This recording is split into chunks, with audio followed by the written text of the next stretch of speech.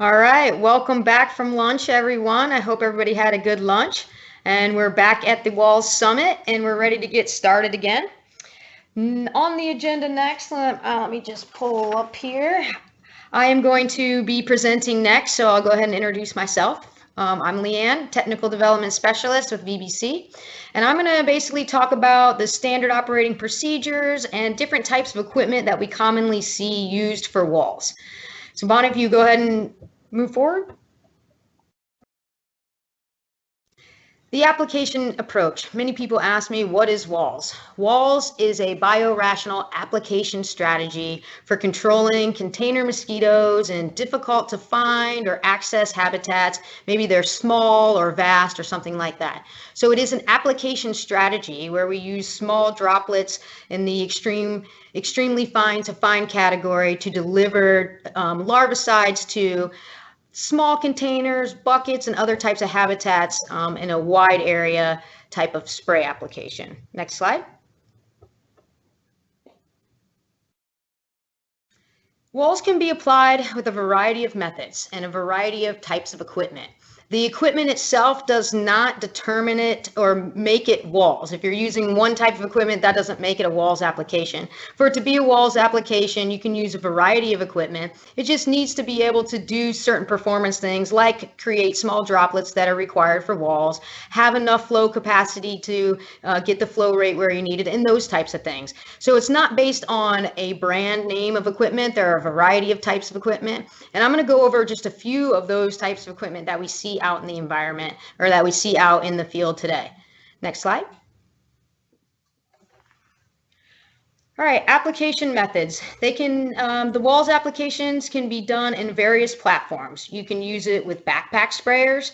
When you're using in backpack sprayers, this is for a more targeted coverage where maybe you can walk directly into a backyard. You know, the swath of a backpack is not as far as a truck.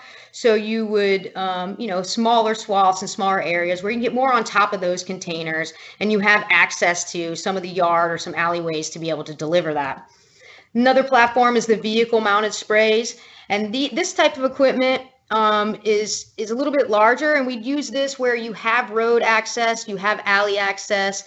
You can't maybe get into the backyards, but you do have some sort of a routing situation where you can route your truck and apply in that regard. You can also do an aerial applications with a variety of equipment, helicopter, fixed wings, and this would be for large areas. The benefit of by air is that you don't have to have roadways or access to the alleys and things like that to deliver the product. You can basically just fly over top and hit all of those targets very easily.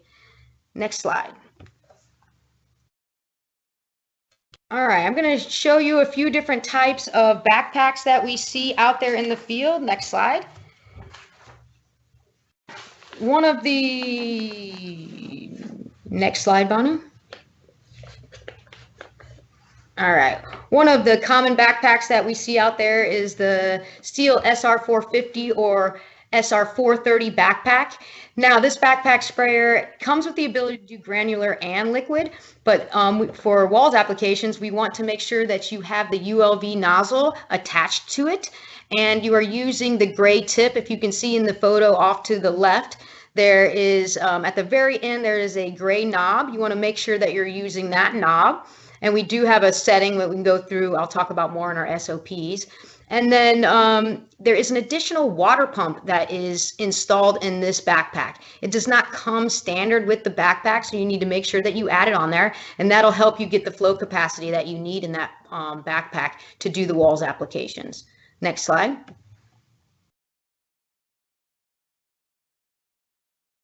Another backpack we commonly see out there is the Guardsman with ULV blower. This also requires the ULV nozzle.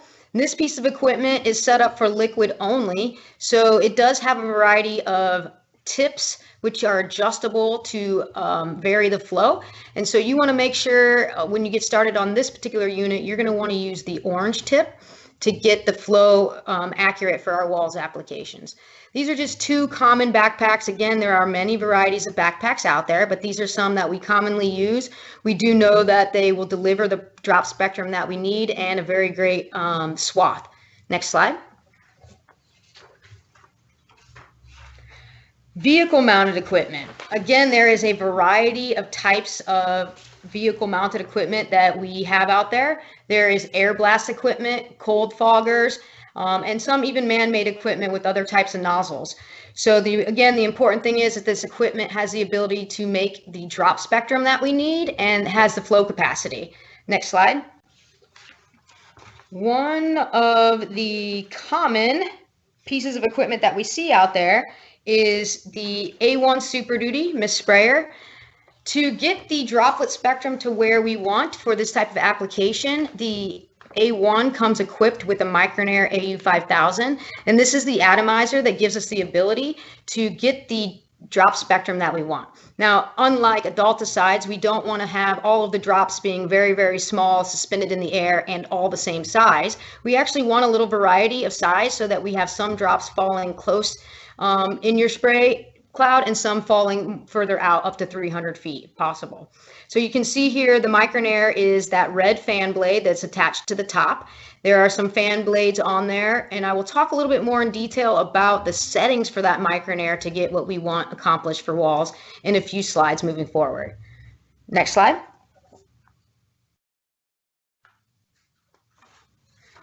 Next common piece of equipment we see out there is the Buffalo Turbine. Again, this particular unit is equipped with the Micronair AU5000 also. I will say that the unit does come with T-Jet nozzles as well. Again, for what we would like to accomplish with the WALS applications, we think that the Micronair gives you a better drop spectrum. So that's why we kind of recommend it on here. Again, the same setup with fan blades, and there are certain angles and things like that I'm going to talk about a little bit later moving forward. But just like the A1, this is an air blast piece of equipment, and it launches the product about 100 feet in the air and gives it some good height so that it can drift out for the swath all the way out to 300 feet. Next slide. You also have some cold foggers out there. This is an example of the Guardian 190 G4 larviciding unit, and they have made an attachment, which is basically an additional pump to give you the flow capacity that you need. And it also has a water tank attachment. But this is just another example of how you could use a cold fogger to do WALS applications. And you definitely, again, you'll need to do some adjustments. Not every cold fogger will have the capacity. This one does have an attachment kit so that it can do all of those things. But cold foggers are also common. Next slide. Another fogger that we see used for this is the LV8. The LV8 is a low volume spray.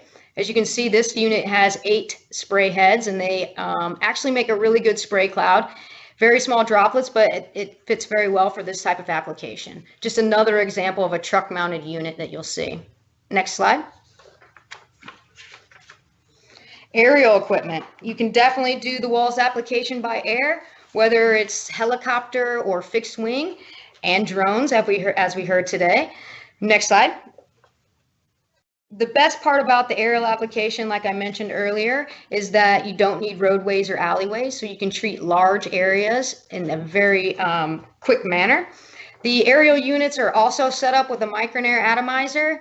The example here is off of a helicopter. I believe this is the Florida Keys helicopter. And it is a Bell 206, and it has Micronair units. You'll see with these aerial units that some of the units will have 6 atomizers, maybe 8 atomizers, just depending on the wingspan and some of the other things. This particular unit, I believe, is set up with 6 atomizers, 3 on each boom. Next slide. This is an example of a fixed wing aircraft. This is the Thrush out of the Cayman Islands. And this unit is set up with 8 Micronair atomizers. They're using the AU4000 unit, similar to the 5000. It does the same thing. And we're going next slide. All right, here's some of the important things. Like I said, the equipment, there is a variety of equipment and things like that. You want to look quick for me, Bonnie? There's a lot of equipment out there that you can use, but the important thing is it has the ability to get into these spray parameters that we want. Can you get the flow rate and the drop spectrums that you want? So we've developed a few standard operating procedures, and we put them in print. We will be sharing these with you in our follow-up emails after the summit is over.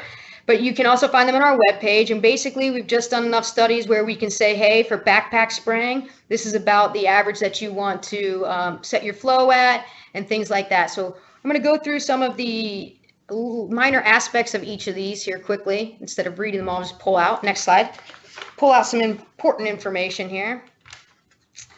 All right, so optimal parameters for WALS applications.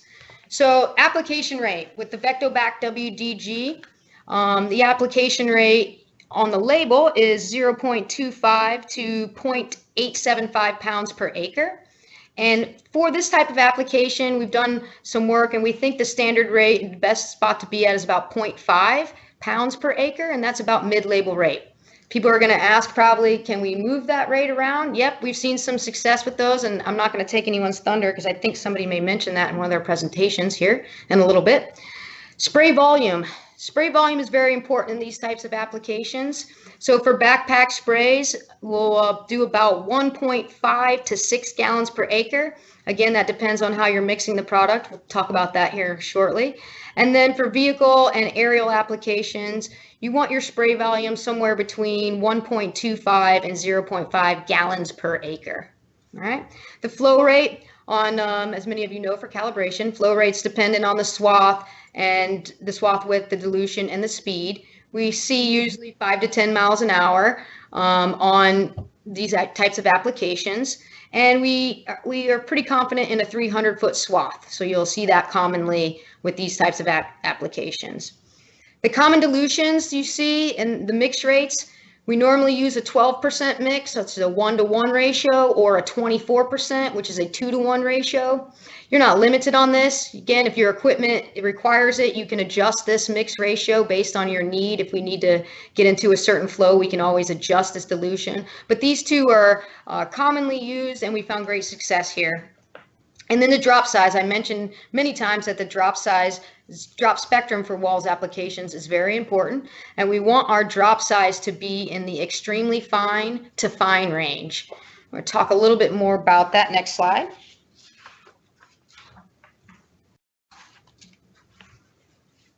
Next slide, Bon. Oh, there we go. All right. Optimal WALS droplet size. So I mentioned that we would like the drop size to be extremely fine to fine. So that puts us in a range of 30 to about 235 microns. Like I said, we want the range. We want some of them to float further down the swath line and some of them to fall shorter. So that range is really important. I love this slide because this is a great representation of what a WALS application looks like. You have a variety of drops, different sizes and things like that, and that's really indicative of what these types of applications will produce. So it achieves some rapid coverage, and it gives you the ability to drop in cryptic habitats that you can't see or find. Next slide. All right, I mentioned the micronair atomizers. I just want to touch base on a few recommendations when you're using these atomizers. For aerial applications, I mentioned that I typically see two types of atomizers, the AU4000 or the AU5000. So the AU4000 is typically used for high-speed aircrafts. That's why it was set on the fixed wing. There are 3 different blade sizes for both of these micronair units, and they come in different size lengths. We recommend for the aerial, for the 4000, 2.7-inch blades. And we're going to set them at 35 degrees, which is like the second notch on the little indicator. And again, I can always help you with this in the field if you need to. AU5000, very similar. It also has 3 different size blades. I do want you to note that the blade sizes are not the same. So if you have aircraft with the AU4000, you cannot take a blade off of there and stick it on the AU5000. They will not work that way.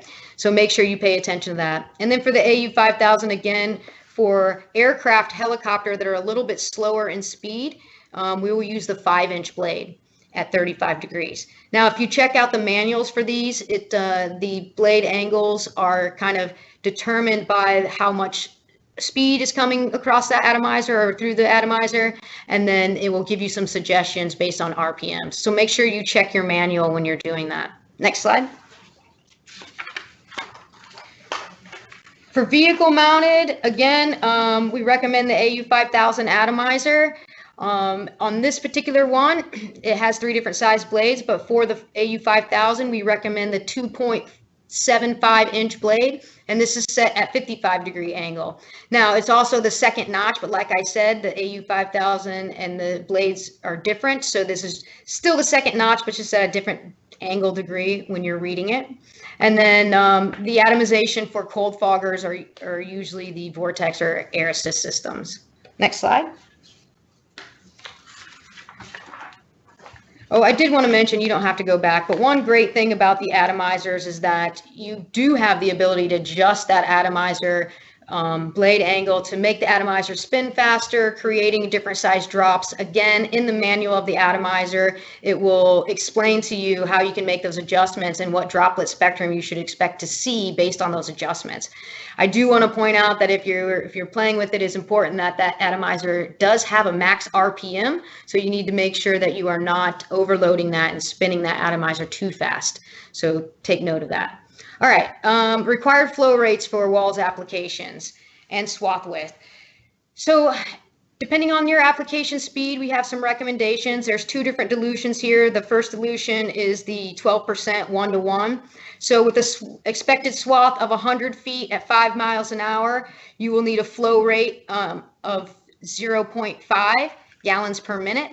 And so you can kind of see the different setups you would need based on how fast you're going and things like that, and your desired swath. So typically, we have people driving about 10 miles an hour at the 300 swath range. And so usually at the 12%, they're doing about 3 gallons a minute flow rate. And at a 24% mix, they're doing about a 1.5. Again, these things are flexible, but this is the standard thing you see for this flow rate. Next slide. Droplet analysis. A couple of presenters have already mentioned that we normally take care of droplet analysis. We use a system called Backdrop that Banu has created for us. And basically it keeps this a simple process. We use the chrome coat cards and we stick them out with some red dye, and then we scan them so that we can read them, and then the program kind of does the rest. And it's going to be giving us VMD, which is volume mean diameter and number mean diameter, drop density, and swath data. So this is a really important tool to see what size of drops you have, how many drops you have at each station throughout your swath and things like this. But this is something that we would do for you and provide for you if you needed assistance with droplet characterization. Next slide. Application timing is always really important. Again, we are using small droplets, and so application timing is really important. And inversion is really important because we want those drops to settle to the ground and settle into the containers that are on the ground. We don't want them flying away. So you want to make sure that when you're doing this, I'm coming from South Florida, so we have a lot of thermal heat in the summer from the ground and things like that. So you really want to make sure that that thermal heat is not pushing those droplets away from the ground, because we want them to settle. So you need to make sure that inversion is happening and that the ground temperature has cooled a little bit so that those droplets can successfully reach those containers. The next important thing is wind. These types of applications are dependent on the wind, and that spray cloud must move through the wind. So we do recommend that you have at least 1 mile an hour, and preferably about 3 to 15 miles an hour is the recommendation of wind speed that you should be using to apply WALS applications. Do one more click. I think inversion is going to come up. Inversion, for us here in the South at least, normally occurs after dusk and before dawn. So before that thermal energy can get stored up in the ground. Next slide. Mixing. We haven't heard too much about mixing, but it is an important part of preparing the VectoBac WGG for application. It is a really simple process. And so the couple recommendations though, in the equipment, most of the equipment is not capable of mixing the products efficiently in the tank. So for example, the A1 and the Buffalo Turbine, they have some recirculation in their pumps, but they do not have enough in that tank to actually mix the product. So we recommend that you either mix it outside of the spray tank, Or if you are going to mix in the spray tank, that you use some additional water flow and additional pump or something like that. I'm going to show you a few setups here in a minute and kind of explain that to you. But just so you know, tank mixing, unless you have an additional water pump moving some water, it will be difficult to mix in the tank. So you can mix with a paint stirrer. You can build your own custom built mixing station and things like that. I'll show you some examples. You can also purchase a fully assembled mixing unit with the Venturi inductor and all the bells and whistles. So there's a lot of options of how to do this for mixing. Once you mix the product and it gets in suspension, it should stay in suspension and you shouldn't have any problems with it separating. We do recommend, because it's live product, live BTI, that it should be used within 48 hours. It can be used up to 72 hours, but try to use it within 48 hours if possible. And if you do mix prior to your application, it's going to sit for a while. Try not to leave that tank or that spray unit in the sun and out of the heat if you can. That will help keep it a little bit better. But once mixed, they should stay in suspension. Sometimes I know a lot of people have the practice of mixing in the afternoon and maybe spraying at night or earlier in the morning. If you do those types of things, again, you do not need to remix. You might just need some slight agitation. Usually if you turn on the pump itself and drive around, you've naturally mixed that up enough to handle that. Okay, next slide. Here's some pictures of some mixing. Like I said, you can do this any way you would like. In the center here, the orange buckets, this is just a paint stirrer on a drill, and we're doing small quantities of mixing there. To the left is the home unit that I built myself, and this is a 55-gallon rain barrel, a 1-inch water pump, and a few hoses. It cost me under $200 to do that, and the water pump was most of that. And then down below in the center, this is a fully assembled mixing unit with a Venturi inductor. And you can also, like I said, purchase these on a skid, easily to put in a truck or move around. Then on the far right here is one of our many customers that has created their own mixing unit, and they've mounted it on a trailer so they can take it around and refill their units as they like. So again, lots of options of how to build these and how to do mixing. Please reach out to me. It's one of my favorite things to do. I will help you get a mixing station going. Next slide. I'm going to briefly go over this slide because I don't want to take any thunder from anyone else coming up here. But here's a great example of how to tank mix. And this is just a sump pump that has been dropped into the mixing tank, and it has a little PVC at the top to directionalize the water so that it can swirl in the tank. So I'm not going to talk much about that because I know somebody else may be discussing that. Next slide. All right. With that, that is the basics, equipment, and standard operating procedures that we see with WALS. And that's really all I have. I'm going to scan here for questions. Hopefully we don't have too many. I am going to answer a couple of questions really fast. I know I broke my time already. There was a question in the early morning one about, does Valent have endorse a WALS piece of equipment? And no, we don't really endorse any one particular equipment. Like I said, there's a variety of equipments out there. We just want to make sure that it can do the proper drop spectrum and have the flow capacity to do the WALS applications. So, all right, I am over my time and I'm supposed to be controlling that. So with that, I will end my presentation and we will bring up the next one, which I believe is Samer.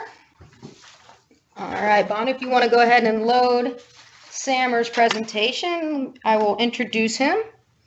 All right, next on our agenda is, all right, Samer Elkashef, I apologize for that, Larviciding solutions for suburban environments. So as soon as we can get this presentation up, we will get started.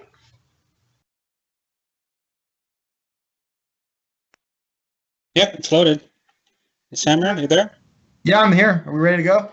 You're all up. Go for it. Okay. So hello, everyone. I'd like to thank Valent for inviting me to participate in this symposium. Also, tough act to follow, Leanne, so thanks for that. So today what I wanted to do is go over some of the work we've been doing with WALS here at SacYolo Mosquito and Vector Control. And before I go into the meat of the presentation, would like to give credit where credit is due. So big thank you to Tony, Steve, Tom, Ruben, Marcia, Ben, and Sarah, who really made this a reality. I just get to be the lucky one to present all this data and take credit for it. So without further ado, next slide, please. Next slide. Yep, it's loaded. Oh, okay. I'm still seeing the title slide.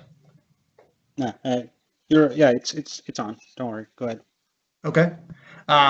So some of the challenges that we have in suburban mosquito control here at the district, of course, we have West Nile virus, which we get quite a bit of every year. We also deal in our suburban areas with green swimming pools quite a bit, and the multitude of other sources that can be found in backyards. And then recently, as of last summer, we came into contact with Aedes aegypti.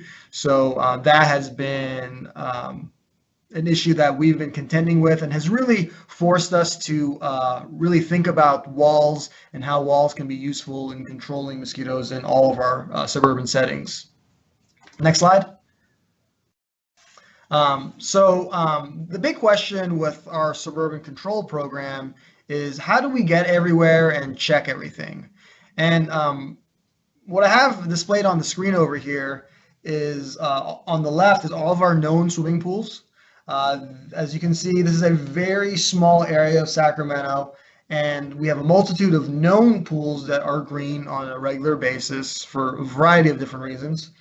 And if you combine that with the center picture, which are the pools, the properties with permits for swimming pools, you can quickly see that this can become a big problem for us, especially in years where the economy takes a hit, like in 2008, and like with what is projected right now for most of the country with COVID-19.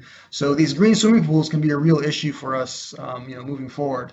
And then, like I said previously, we have everything else in those backyards which can breed. So if we move to the next slide, some of the things that we wanted to look at were how can we go ahead and deal with these backyard issues, and WALS was one of those things we wanted to look at. So I don't think I need to go through this in any more detail since I'm not the first talk today. But the big question we wanted to ask was, can this be used for controlling Culex pipiens in our suburban environments? Next slide. So to go through this, we took a stepwise approach to really build confidence in our ability to do WALS and see some effects of the WALS treatment strategy. What we did was, on the first step of the process, was we did some trials in agricultural environments. So in these agricultural environments, what we did was we set up spray routes, and in these spray routes, we had different census locations, which you see here in green. And at these census locations, we had a series of cups we placed out in different, very different states of cover. And I'll go through that in a little bit. And in red, what you see is the spray route we did. So the reason we went towards this path, as opposed to just going into a neighborhood and doing WALS, is one, we don't really have a history to be able to, or to going up and down streets. So we wanted to build confidence in our ability to deploy this material before we did that. Next slide. So in our agricultural test sites, we had 4 different types of cups we put at each census location. One was we had the open condition where we had nothing covering that cup. So that was really the easy target to see if the WDG would reach those areas. We had a partially covered situation where we had a little bit of foliage covering the cup to simulate a site or a source that might not be as readily available. And then we had the full coverage condition where we would take that cup and then we would put our cup in full foliage, so make that the hard to reach target. At the time, we were working with Peter DeChant from Valent, and he also recommended doing the under a basket placed cup to also simulate a fully covered cryptic source. This is something we later on abandoned in future trials just because we didn't really get any actionable data out of those cups. If you go to the next slide, what we did is we looked at two pieces of equipment for these trials. We looked at the A1 Super Duty mist blower, which is depicted over here, outfitted with the AU 5000 atomizer. And if you go to the next slide, please.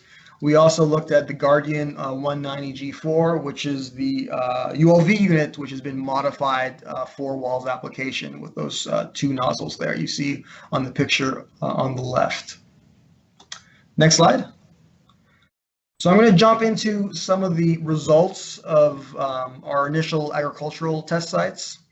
So what you'll see here is the truck route in green, the direction of the wind in blue, and then each of the census locations are the yellow boxes with the numbers in them, either 1 through 4, 5 through 8, etc. And then associated with each of those test sites, we had the different conditions the cups were placed in. So that being open, partial, full, or the basket condition. And as you can see, we were really happy with these results. Overall, most of the cups got hit to varying degrees of mortality.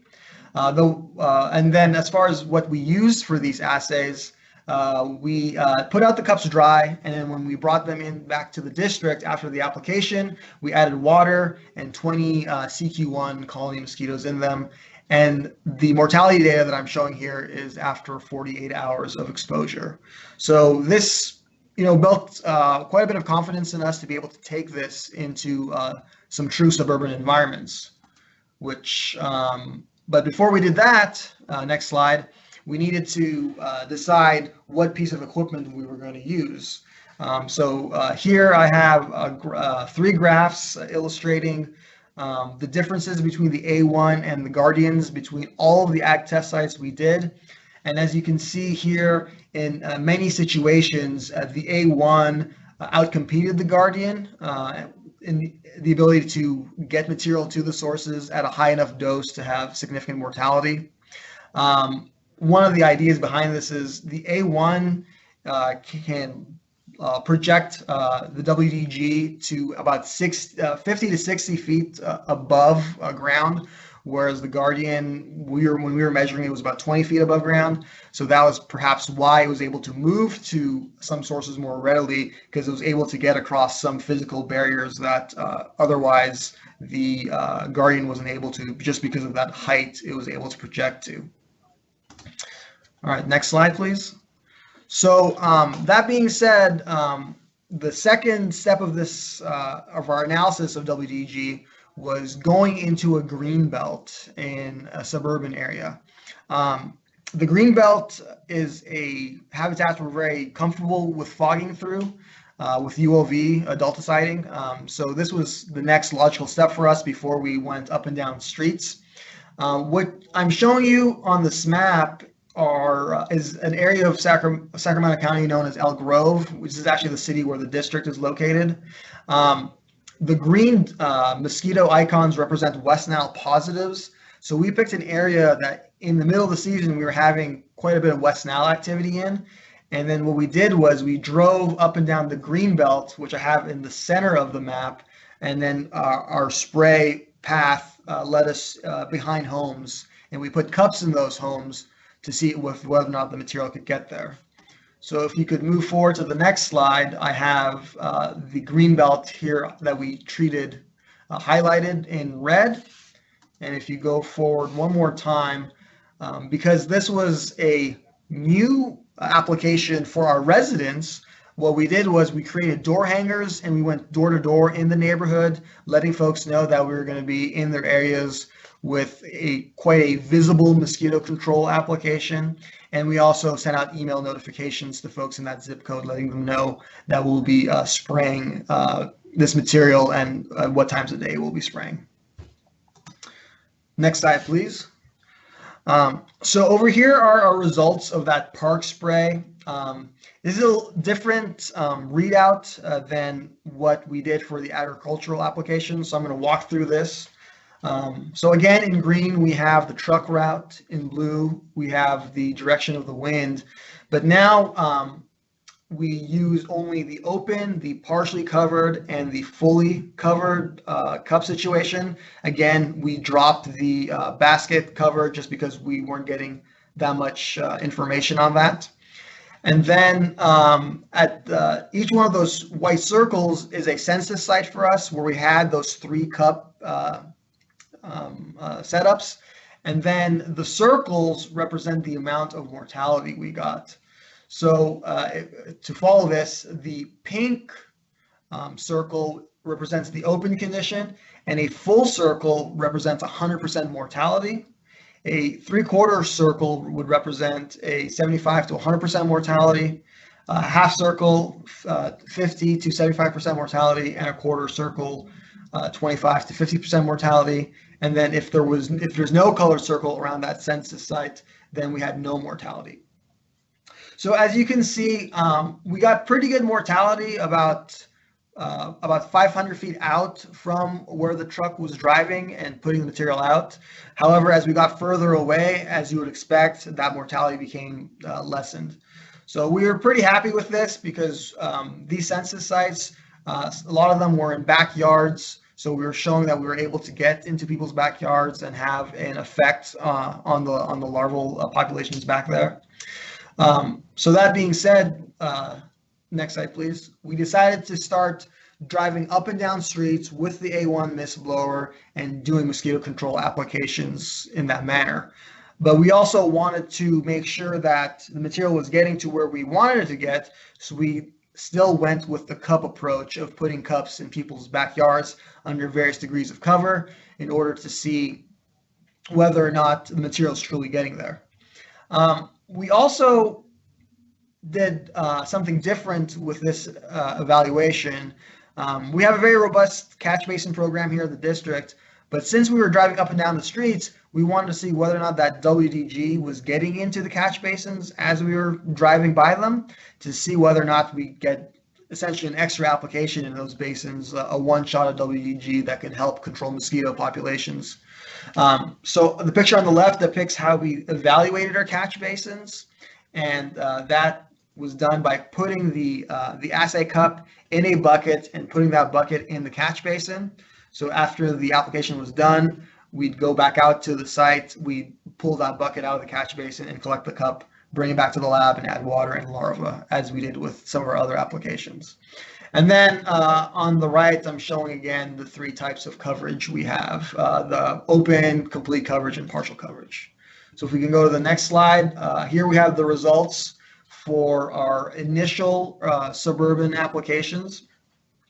And I'm showing you 2 different applications, and you'll notice the application on the left, we have lower wind speeds where we topped out at 1.1 mile per hour. And the application on the left, we have higher wind speeds where we top around at about 2 miles per hour. And you wouldn't think 1 mile per hour wind would make a difference. However, when we did these applications, what we saw very quickly is, one, in our side of our spray block, we got higher mortality in the catch basins when we had that higher wind speed. And we also got higher mortality in our assay locations as well. And the drift from the material, as you would imagine, got a little bit further. So showing for us, really validating for us that the wind is a very important component of this application. If we go to our next slide, I'm showing a graph of our West Nile virus activity in the area and our West Nile positive pools. West Nile positive pools being on the right y-axis and abundance being on the left y-axis. We weren't really able to discern any significant impacts on either West Nile activity or our Culex pipiens populations, and these are our normal populations. One reason was we were at the tail end of our season where our numbers are typically coming down anyways. and two, we only had one positive in that area. So from going from one positive to no positives isn't that significant of a jump. So if we go to the next slide, one of the things we weren't completely happy with these application was the spray path. Like Leanne mentioned earlier, you want to build that cloud when you're doing these applications similar to a airplane application or a standard UAV application. And by having these cul-de-sacs be part of our spray route, we were driving into a cul-de-sac, then turning the fogger off and driving out and spraying on again when you got back onto the main road. So that just created a lot of gaps in our application that we didn't feel led to an optimal application. So on the next image here, I have what we did to retool that. So we went into a different neighborhood where we could have continuous runs to be able to build that cloud and really have that cloud move through the area.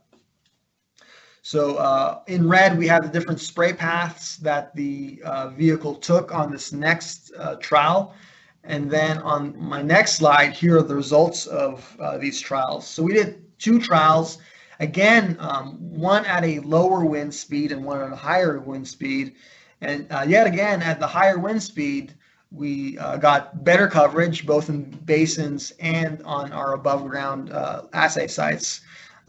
So again, proving that wind speed is really paramount for this to be a really good application. So next slide, please. And this is an example of what happens in a low wind situation. If we took some cards out there and we placed them along the spray path, and you can see in a low wind situation, really close to the truck, we have a lot of droplets being deposited on the asphalt, which doesn't help anyone. However, when we put the cards out 30 feet away from the truck, we got a significantly less amount of droplets. So showing that most of our material was really being wasted in those low wind environments. It wasn't getting to where it needed to go. So that gave us an idea of, when do we trigger these applications? And definitely chasing the wind and following wind forecasting was going to be important for this. Next slide. The next slide here just again shows our abundance as well as West Nile virus activity. And again, this is towards the end of our mosquito control season, and there's just a lot of variability in the data to really say that we're having an effect on either West Nile virus or Culex pipiens. All right, so if we go to the next slide, just summarize some of our conclusions from our initial trial. So our applications in general resulted in the product drifting about 300 feet downwind of the spray path. Good wind was essential for the spread of the product, and our product relatively drifted into our cryptic sources as well as our catch basins.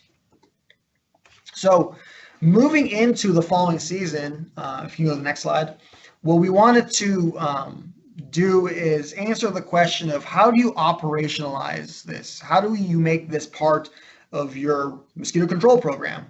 So some of the questions we had was, what time of day do we perform said application? What triggers the application? And really, how is the application done?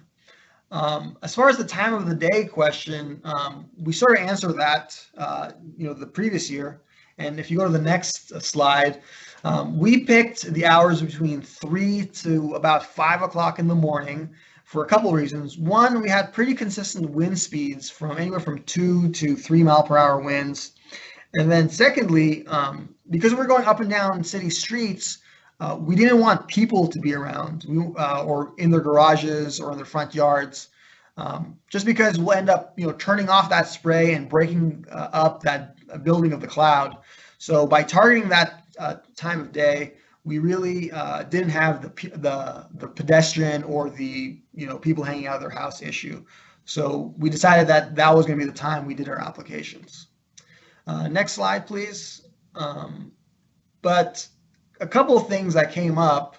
One was it's hard to justify these applications in response to high West Nile virus prevalence because larviciding just doesn't act fast enough to lower the vector index because you're not killing those infected adults. If we go to the next slide, what we decided to do is answer the question of, can these applications be done proactively to reduce the risk of infection altogether? So that being said, if I knew where my mosquitoes were going to breed, can I go out earlier in the season with WALS and try to target those suburban sources in order to be able to knock down those populations before they become an issue? So if you go to the next slide, what I have here is a abundance map of our female Culex pipiens populations between 2016 and 2018. So this is a heat map with the brighter colors representing the hotter spots and the higher populations. So what we're going to do is, now that we've figured out where these high populations are, we were going to go out, design wall routes, and then spray those areas and see if we have an impact on the population. However, next slide, we had to nix that because, let's move forward one more slide. On August 28th of last year, we got a call from our neighbors in Placer County that they detected Aedes aegypti on their side of the border, which, was a bummer for Placer County.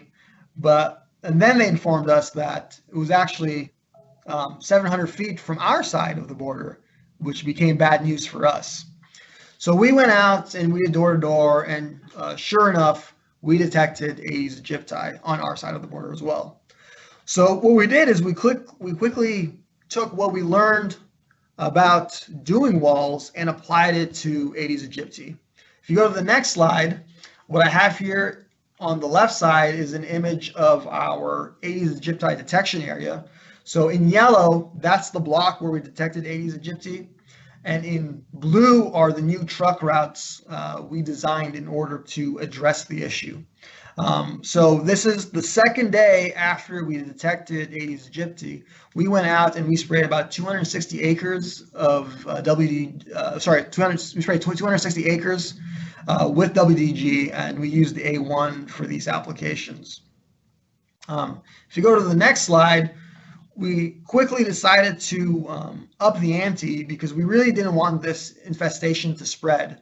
So on day 6 post-detection, we went out with an expanded treatment area of 333 acres. As you can see in blue, those are the spray paths we did. So we were pretty happy with how that went. However, as time progressed, if you go to the next slide, you'll see our detection area quickly spread. So we went from this yellow block with the orange dots representing traps that had Aedes aegypti in them, to this other area on the other side of the freeway there, where those other orange dots are. And the red lines represent all the WALS routes we did in response to these detections. So we quickly went into something that was manageable by one truck to something we had to use multiple trucks with multiple A1s to address. So the question was, how do you make this more efficient? So if you go to the next slide, we have some of the categories we looked at in order to make this a more efficient application. One was, how do you streamline the refill process? Because with this expanded treatment area, one spray tank wasn't enough to address the scope of WALS we were trying to do. We also wanted to see if there was better routing features we could put into place for the applicators, because up to that point we were using paper maps. So how do we make routing better? And then how do we make the A1 a better machine for the needs that we're seeing in the field? And then lastly, how do you make material cost lower? WDG is not the cheapest material, so if this is going to become part of our program, we need to figure out a way to reduce those costs. So if you go to the next slide, I'm going to go over the refill process. So as Leanne already showed, different districts, different municipalities have put together their own refill strategies. What we ended up doing is we ended up putting a nurse tank onto a secondary truck, and we used a pump just to pump the material from the nurse tank to the A1 spray tank, and this took only about 15 minutes tops to do. So it was a pretty easy way to refill in the field. If you go to the next slide, for routing features and also weather, I didn't mention this earlier, but we were recording weather in all of these applications for 80s because we knew that particularly wind was really important for these applications. So we'd send someone out in the field with a wind meter, and they would basically give the go no go order to the applicator on whether or not we're going to apply. Again, we were using paper maps at the time as well. So we wanted to see if there was a means we can combine weather readings and the routing into one easy-to-use platform. So if you go to the next slide, our GIS coordinator, Ruben, he found this app called InRoute, and this was a route planner where you can create custom waypoints with voice commands for turn-to-turn directions, as well as it had a weather forecasting and weather recording function in it as well. So this was an all-in-one solution to solve the weather issue or the wind forecasting issue, as well as getting away from using paper maps. If you go to the next slide, I can go over some of how this routing works. So we create a route in the office, and because of the nature of the neighborhoods we were in, there are some areas where the truck would overlap over. So I have over here depicted with the arrow an overlap between routes 3 and 4. Well, we don't want to double spray that area because we don't want to get into the situation where we over apply. So once we import this route into InRoutes, if you go to the next slide, what we can do is we can create start and end waypoints that would, once a driver pulled to the start point, the app would say to inform the driver to spray on. As they go through the route, they would give them turn-to-turn directions audibly. If we got to an area of overlap, we could create a waypoint that would tell the driver to spray off, and then another waypoint to tell the driver to spray on again once the area of overlap has been driven through. That way, the driver isn't trying to figure out where they are at a given time and if the spray needs to be on or off. This is all pre-programmed into the app. And then once the driver got to the end of the spray out, they'd be notified that they were to spray off and then go to the next site. Next slide, please. And here are the weather features. So this app not only gives you predicted weather, so over here the prediction was 8.4 miles per hour at the time of spray on, but in real time you can toggle a wind readout screen, and in the right over here what I have displaying is in real time the app is telling you that you have winds about 8.6 miles per hour. So pretty accurate based on the prediction it also predicted as well. So what this app did for us, it allowed us to not send out a person to just record weather for us, and it allowed us to get away from paper maps. If you go to the next slide, I have some A1 improvements I'll quickly share with you guys because I know my time is coming to an end. The first one we did was an improvement for calibration. We put it together we made a new calibration point by putting a quick release into the hose. So that made calibration a lot easier because when we calibrate, we're timing how much material is going through the hose at a given time. So as opposed to using the original calibration point, which is at the top of the blower, we use it at the base of the blower. So that worked really well. Next slide. We made some improvements to keep tabs on the flow rate. So we moved the flow meter to an area of the truck where we pointed a camera to. And that way that LCD monitor you see over here in the middle is in the dash, so you can keep tabs on the flow rate. And what I'm not showing here, this camera is also pointing towards the blower. So from this monitor here, you can see the blower and you can make sure really easily that material is coming out of the A1 when it's supposed to, and material is not coming out of the A1 when it doesn't need to be. And then we put this monitor in this handy dandy little console that our mechanics built here on the right. And these buttons over here actually control your spray on and spray off. So you no longer have to use the remote control that comes with the unit. Next slide. We made some improvements to flow rate adjustments. So the pressure regulator that comes built with the A1 is more of a coarse adjustment. Our mechanics put a motorized bypass valve that can give you more fine control of the of the flow rate. And also this course adjustment, you have to get out of the cab if you need to adjust your flow rate to adjust it. This motorized bypass valve is controlled from one of those buttons on that center console I showed you inside of the cab. So if flow rates need to be changed on the fly, they can be. There's no need to stop, get out of the vehicle and do that. Next slide. To get around how do you deal with longer spray routes, we put in a 200-gallon spray tank and we removed the 100-gallon spray tank. So right there, we doubled our capacity to do WALS.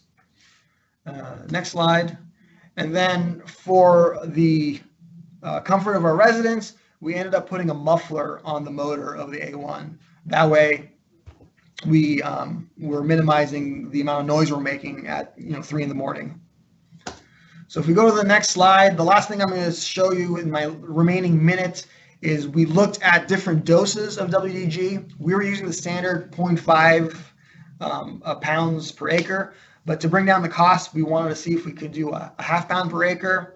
So we set up 2 assay points in our AIDS detection area, and then we switched going at 0.5 versus 0.25 pounds on different nights.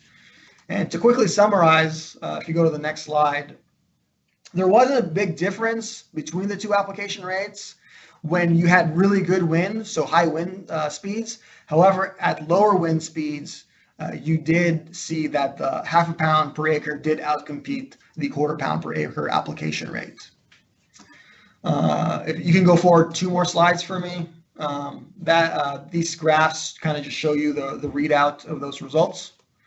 And I am out of time, so 1 more slide. In conclusion, with the proper wind speed, the use of Vector-backed WDG is a good tool to get to backyard sources in our experience.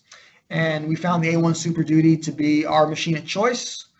And we're in the process of optimizing the use of the A1 to meet our operational needs.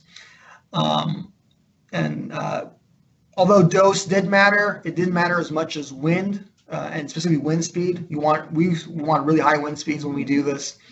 And based on work done at other agencies, we're looking at deploying a wide area larvicide type strategy with different product types to bring in that rotational element into our control program. So thank you for your time, and I'll be sticking around for questions during the Q&A session. Thank you.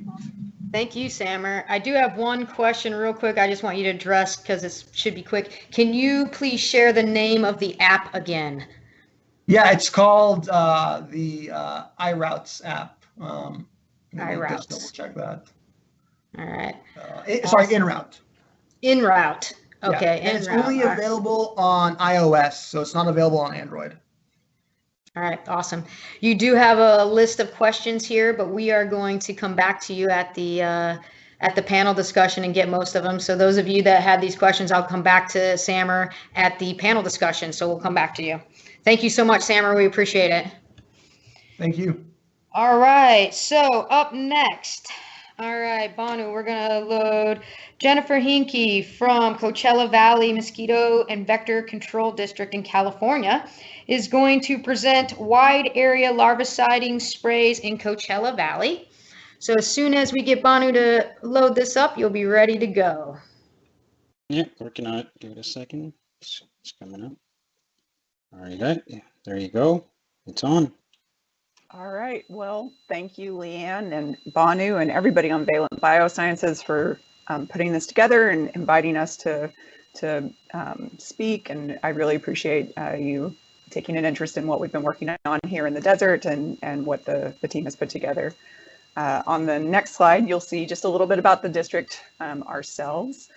We are a larger size district. We have about 2,400 square miles that are part of our area. We have 59 full-time employees and 22 seasonal employees throughout the year.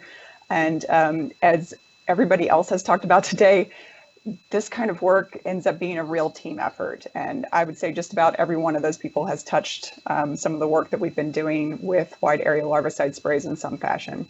We are also an independent special district. Our funding comes through property taxes and a benefit assessment. We have about an $11 million budget.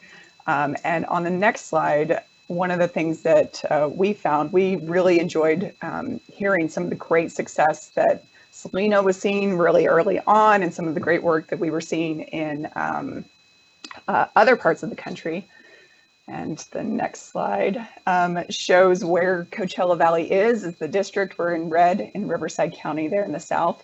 But one of the things that we were concerned about bringing this in when we first started talking about this in 2015 was we are very dry compared to a lot of the areas that we had heard this working well. And we get less than 5 inches of rain per year.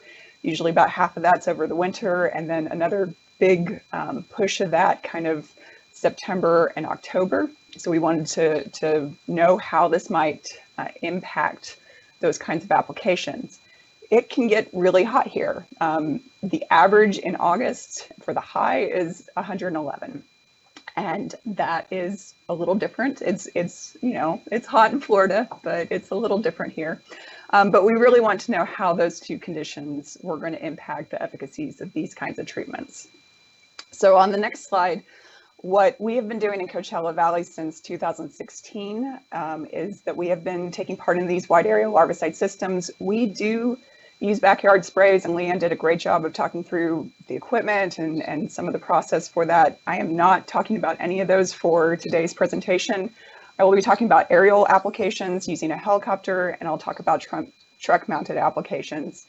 We have used 2 different products over the past 5 years. We've used both VectoVac WDG, which is the BTI based product, and we've also used Alticid, a liquid larvicide, which is methoprim based. And so I will try to remember to talk about when we're using one product versus the other. So for the rest of the presentation, I'm first going to talk about a combined effort of our work on aerial applications first, and then I'm going to go back and start talking about our truck mounted applications. So on the next slide, one of the things that you will put together as you're planning your aerial applications is a Federal Aviation Administration's congested area flight plan. They can look really intimidating when you're first thinking about those, but a lot of times what they first need in the operating certificate is actually very general. They want to know what kinds of pesticides you're going to use. We list everything that we think we might possibly use. And then they want to know the dates and hours of those applications. And this can be really general, which is something to know. You can see on ours from 2018 that we started at the beginning of the year, and we said we would stop at the end of the year, and that we would do it at a time that made sense for the mosquito applications that we were going to do. So it does not have to be super tied into exactly what you're planning on doing. You can define that on your next slide when you do your 48-hour notification. So before we make our applications, we do a 48-hour notification. We include our city and county police departments and fire departments, and of course our agricultural commissioner, and then in the appropriate designated airspace, the appropriate air traffic manager. On the next slide, you'll see that part of the notification includes all of the people that you're also going to notify. How are you going to let the public know that you're making this aerial application? And it includes for us all of our media outreach, as well as flyers that we might give to people and our emails that we give to people. When we first started doing this work in 2016, we were using the United States Postal Service's Every Door Direct Mailer program. It's a really nice program for us and for a lot of the work that we were doing. It is a postcard that goes out on a day that is not the same day that all of the advertising goes out. So it's a separate card. We chose yellow to make it bright and attract attention. We were able to print on both sides, so English on one side and Spanish on the other side. We have moved away from that in some of the cases. Sometimes we found that the property owner is getting the card and not necessarily the person that's living at that property, because that can be 2 different people. This year, we're looking at using Nextdoor as part of these notifications as well. We are a public agency like you guys are, and we've signed up to be a public agency on Nextdoor. So we'll see how that impacts our work. On our next slide, the first time we did this, you know, sometimes when we talk with our neighbors outside of California, there's quite a concern that nobody in California wants you to use any sort of pesticides, and that isn't necessarily true, but we were concerned because we were putting a helicopter up over people and treating, which was very different than things that we had done before. We had our public information manager at the time was a former journalist. She did a fantastic job of finding an area where all of our news media could get really great shots of the helicopter as it was going over, but not necessarily be underneath the application area. We had staff on hand. You see in the middle of the screen, our district manager, Jeremy Whitty, and on the right side of the screen, one of our field supervisors, Oldy Avalos, who were both there and answering questions for the media. And we had a fantastic turnout from the media. We had 5 outlets that ran stories for us in English and Spanish. And we also did not have a lot of concern from our public. We did have people that called in and had questions, but we didn't have people that were protesting or super outraged about the work. A lot of people were very grateful that we were doing the work. On our next slide, I think I start getting into how we chose to measure efficacy. So this morning and earlier you heard about using cards and how that can be really helpful for doing droplet efficacy work. It did not work for us. When we picked up our cards, the droplets fell off of the cards and we were not getting really good readings for that. So we chose to go with 2 other methods. We used the bioassay cups. This method meant that we had within that week exactly what was going on with that application. It allowed us to see where we were having issues on our routes so that we could adjust those. We did have to have living mosquitoes, which can take some extra energy, and it can be a little time consuming to set up and put together. The next slide shows that we also were using our adult mosquito cages. We had cages both in the area, or traps within the area, and traps outside of the area that we weren't doing an application in. And this, of course, is a result that matches your goal. You're trying to reduce the mosquito population. It is a delayed result because it is a larvicide, and that's something that sometimes takes some extra explanation for people to remind them that they're not going to see the numbers go down right away. And the placement of the traps, as others have pointed out, it's something that has to be considered. You need to be thoughtful about having edge effects or potentially having your mosquitoes move back into the area. So next slide, please. We used for the VectoBag products, we were using a 16-ounce plastic cup from Uline. And for the methoprene product, we used a disposable 16-ounce deli cup. The cups were placed out the day before. And in the aerial applications, we were looking at a variety of coverages to see whether or not the droplets would get drifted in on the wind and get to where we wanted them to be. We waited at least an hour after the application before we retrieved the cups. We brought them back to the district, we rinsed them off, and we put them in the freezer. But we also knew that we didn't necessarily have to put them in the freezer. We found that leaving them at room temperature would have been just fine for the work that we were doing. We added about 100 milliliters of water, and we added larvae and fed larvae, and then checked them at various time points throughout the week. I'm actually not going to show you any results from the assays of the cups because they're super boring graphs to me, because almost always we had 100% control. It was never less than 85%, and almost always it was at 95 or 99%. So on the next slide, this is an example of a series of applications where it was really helpful to have those cups. These happen to be a group of open cups that we had in our applications over Mecca. And what you can see with the different colors is that blue meant that 100% of the larvae that were added to those cups were killed, whereas pink meant that none of the larvae were killed. The red area in the middle is our spray block. And so you can see that on average, we actually had some areas on the north side of that spray block where we were not getting enough control. But when we went back and separated out what was going on, if you look at this next slide first, we had wind that was less than 5 miles per hour, and we actually had really great coverage within the spray block. But on the following slide, the applications where the wind was greater than 5 miles per hour, what we saw was that our applicator was did not have a proper offset. And so we actually had a little bit more product that was drifting downwind from the north to the south and not quite getting the coverage within the spray block. So it was a really helpful tool to be able to go back and talk with the applicator about what was going on and make that adjustment during the applications. Next slide, please. So over the past 5 years, we've done a lot of these applications in different time points from the air. The big application was really in 2016 when we first detected Aedes aegypti in the city of Coachella.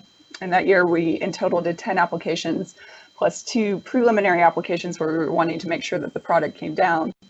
And that meant that from December of 2016 until April of 2017, we detected no Aedes aegypti in any of our traps.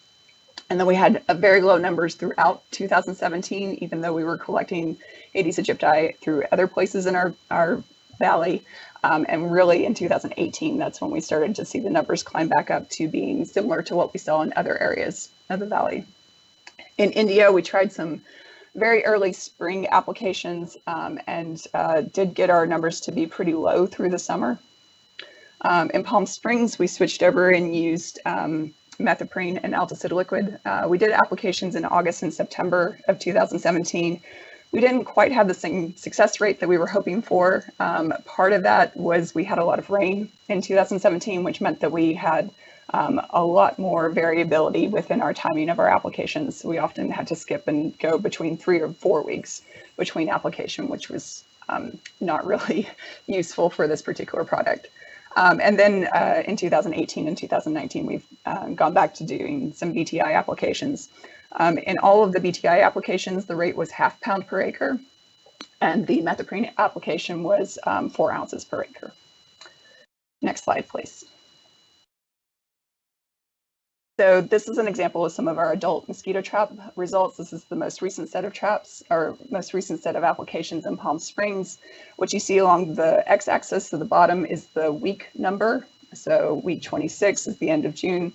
The area-wide larvicide is in blue, and the area that's similarly sized without the larvicide was red. And what you can see is about 3 weeks after we start the application block, which is in orange, we start to see fewer adult mosquitoes in the traps.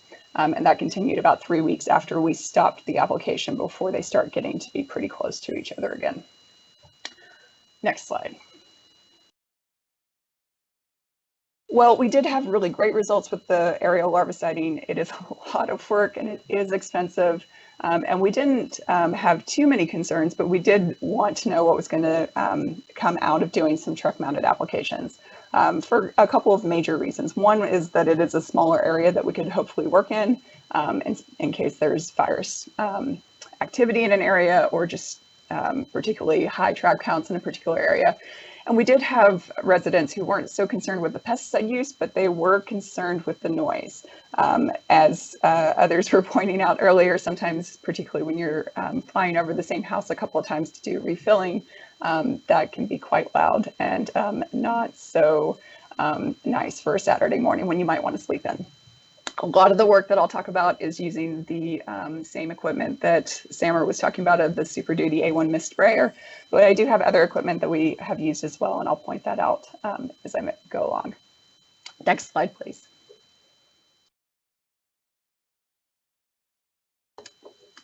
We were really fortunate to be able to work with a number of other Southern California districts on looking at swath width from a variety of different pieces of equipment to see which one might work best for us and for them.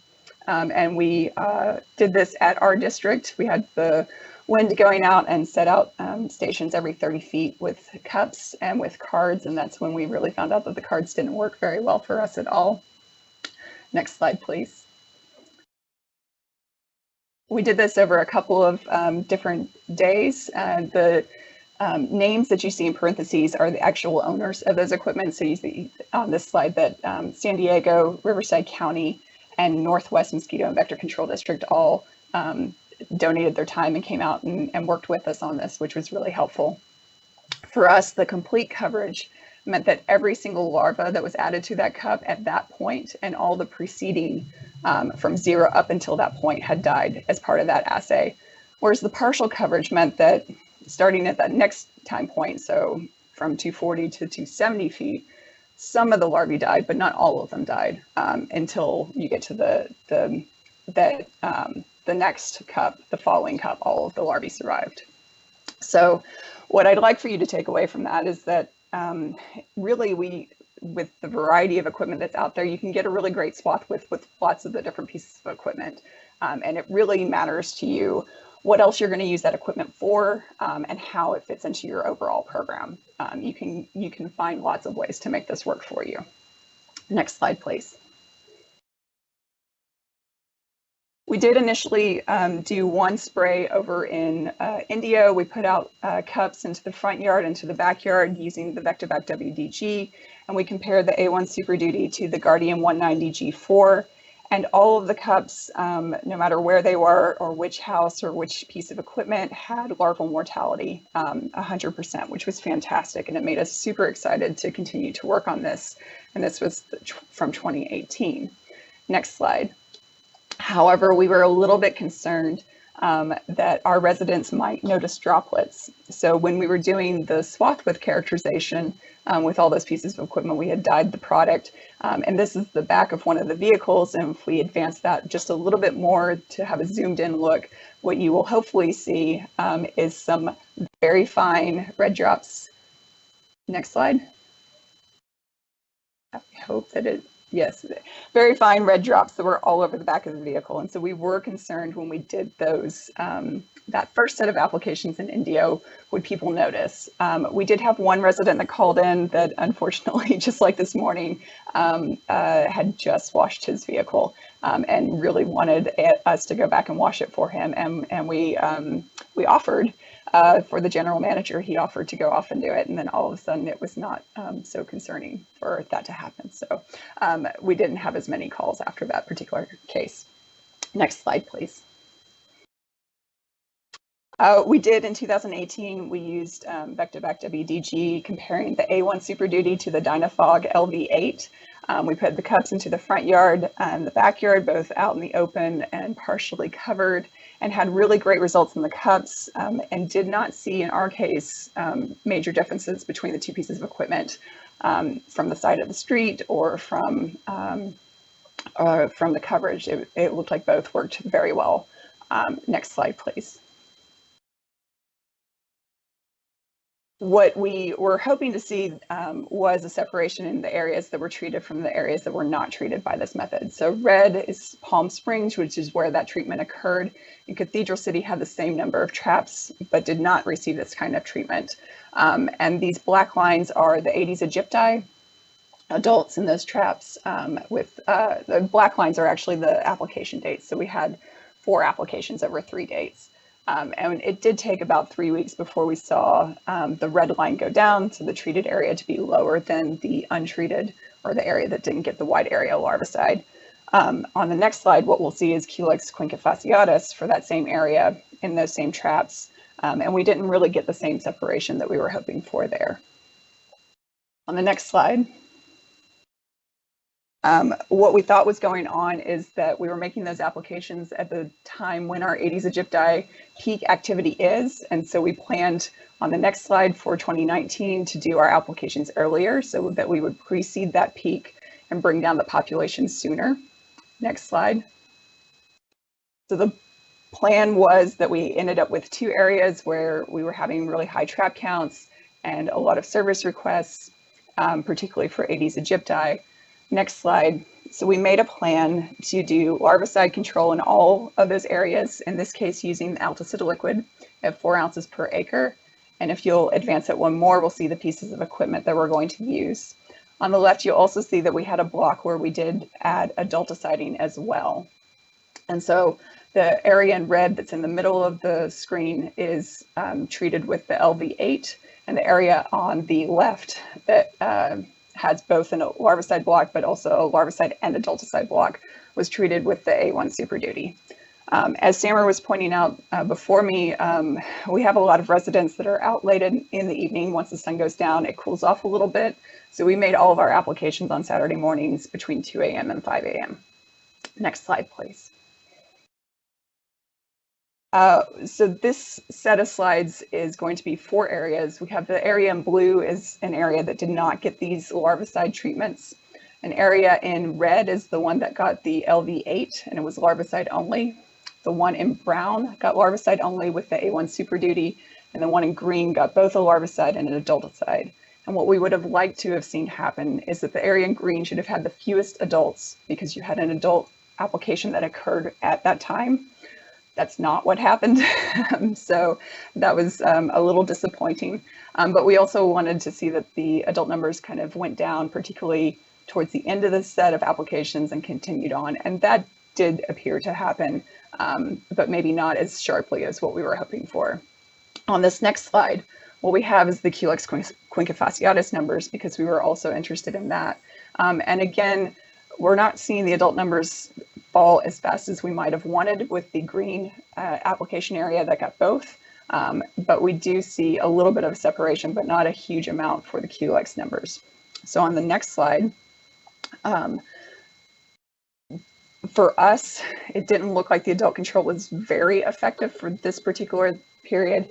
We did see lower numbers than in the untreated, but it could have been that this was not the right time of day to do adult control for Aedes aegypti. One of our other researchers in California has seen that there's a lot more flight activity in the evening hours compared to these early morning hours. All of our larval control did have fewer Aedes adults after the treatments, but it was a downward trend that started before we did these applications, and we do know our applications kind of helped that speed that decline along. We were not seeing very clear impacts on our Culex mosquitoes, and this is probably because we were getting very low collections in all of our traps in September and October when these applications were being made. So on this next slide, what you'll see is how our Aedes population in 2019 compared to the previous years. And if we progress this one more, you're going to see that that application spray block was right on top of when we were trying to push it forward. Next slide, you'll see that in the Culex population, again, happened to be pretty low at that time. So it was really hard to get the separation that we were hoping for, which might lead you to wonder what's next. And on our next slide, I can show you what we're planning for this year. We are looking at doing an aerial application series at a lower rate than what we have previously. We're going to try the 1/4 pound per acre and compare to what we've done in previous years at the 1/2 pound an acre and see what that gives us. And for our truck applications, we are looking at comparing two rates directly to each other with the A1 Super Duty. If you advance this next part, what you'll see is that we have started looking at our swath widths using the 3 different rates that we're considering right now, the 1/4 pound per acre, 0.35 pounds per acre, and 1/2 pound per acre. Our wind was between 1 and 5 miles per hour, which was pretty typical for us. And we did see that it was a bit reduced potential swath for our lower rates. So we'll definitely have to think about what we're going to do with that. Next slide. Hopefully throughout this day, you're seeing that area-wide larviciding is a really useful tool to get into these hard-to-reach places. It is super helpful and can give you some peace of mind when you're trying to get to every single house. For us right now, our impacts on Culex mosquitoes are a bit difficult to discern. We do a lot of routine treatments to our stormwater catch basins and our stormwater systems. We have put cups down into our systems, but we also know that we get some really interesting air currents and things may not be drifting the way that we want them to for us. We have had a lot of outreach and a lot of teamwork to make these applications work and to get people to know what's going on and to be able to get the results that we've been wanting to get. Next slide. With that, as you're thinking through how this might work for you, there are some advice that we have at our district that you probably should consider. When does it make sense for you to do this? Not just what time of day, but what time of year, particularly to get the kinds of results that you're wanting to get from your population. Who's going to do this? Because if they're spending time doing this, there's probably something else that they're not going to be able to get done. How are you going to define success? Cards may work really great for you, and that would be wonderful, but it may not work, and you may have to find something else, or you may have to have a combination of things to be able to talk to people about. And very importantly is who's going to have questions about what you're doing, and how do they best receive information. We have had really amazing partnership with our cities and other agencies who have been able to answer questions that they're getting about our work. by being proactive and talking with them about what we're doing. So definitely leverage all of the partnerships that you have out there, because they will be your best friends and make your job so much easier. With that, and the next slide, I am not able to name every single person at the district, because every single person spends so much time making this work, and there was a lot of people to thank for that. But I do also want to highlight that there have been a number of people that we've been able to partner with outside of the district, both the government agencies that you see up there, as well as contractors and manufacturers and partners. And I'm happy to answer questions now, or you can reach me later if you'd like. Thanks. Awesome. Thank you so much, Jennifer. We actually do have time for a couple of questions. Let's see. The first one is, why were the bioassay cups rinsed with water before larvae were added? Oh, excellent. So we put the lids onto the cups and then rinsed the outsides just to make sure that we weren't going to transfer anything between the cups. Then we added the water after we had finished with that. We added water when we were ready to add the larvae. So I think I may have confused you that we added water and then threw out the water and got rid of our product. That's not what I intended to say. Sorry. Yeah. No, it's typical. People wash the outside just so they don't cross-contaminate with their hands of touching one jar, the next jar, pipettes, things like that. So got it. All right, we have another question here. When did you sign up to be a public agency on Nextdoor? We had trouble doing so, and I understand some districts were grandfathered in. Oh, excellent question. We were not one of the grandfathers. We just did it, like just a month ago, I think. And I would be happy to put you in touch with our public information officer on what she did and how she made that work, because it really has been in the past couple of weeks that she got that going. Okay. Awesome. All right, so we've run out of time for questions for Jennifer, but she'll be back during the panel discussion if you think of some more and some more pop up. So thank you so much, Jennifer, for your time and your presentation. I really appreciate it. Okay, next, Banu, we're going to pull up Dr. Mark Clifton. Mark Clifton is Executive Director of North Shore Mosquito Abatement District in Illinois. And today he is going to talk to us about wide area larviciding with a buffalo turbine and VectoLex WDG. So Banu, once you get him ready to go, we're set. Mark, you're all set. Well, thank you. You can hear me okay? Loud and clear. Okay, perfect. So yeah, this presentation's a little different. I know the focus today was often on container mosquitoes.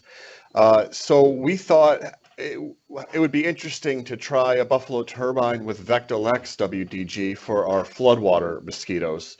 So that's what we did here. Can you go to the next slide, please?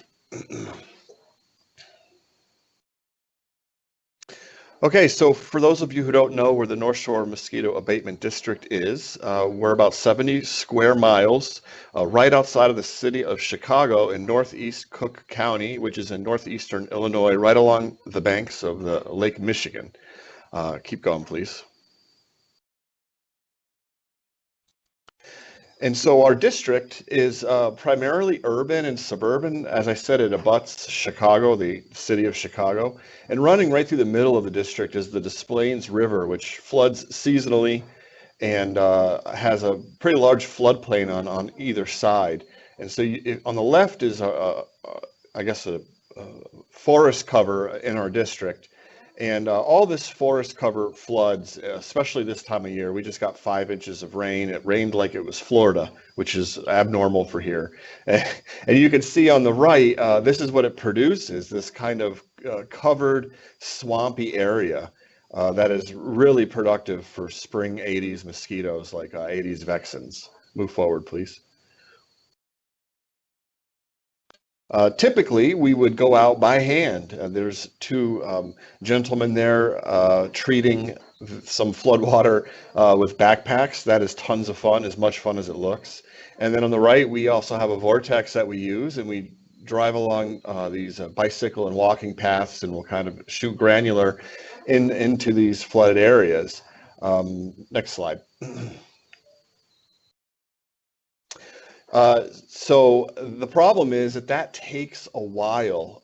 If we look at precipitation in mosquitoes and New Jersey light traps, they're predominantly Aedes vexans, we get about 4 or 5 days between a rain event and when mosquitoes will emerge during the height of the summer. On the right is a band of Aedes vexans, so they can really get quite thick during some parts of the year, and this really ruins the whole experience of being outdoors here. There's no barbecues, there's no using these paths. They're just you can if you ride a bike and you go really, really fast, then you can do it. Next slide, please. So we thought, why can't we use a buffalo turbine, kind of like what's becoming far more common in Florida and in California? Why can't we use it with VectoLex? It seems to be a similar product. It should work similarly. And so we wanted to try it. So we went with the same strategy that people use for container mosquitoes. We found a used buffalo turbine and retrofitted it with the AU5000 and set it up for about 1.2 gallons per minute at 50 psi. And we started with about a pound of VectoLex per gallon. Next slide, please. We characterized it, which is pretty standard. I think Leanne probably remembers this day. This is March in Chicago. It was very cold and very cloudy, and when we were done, the parking lot looked like someone had been murdered because there was red dye everywhere, and including all over me. It was pretty intense, but we, applied the material with the wind and perpendicular to our chrome coat cards that were laid out about 300 feet, which is kind of standard practice for assessing these. Next slide, please.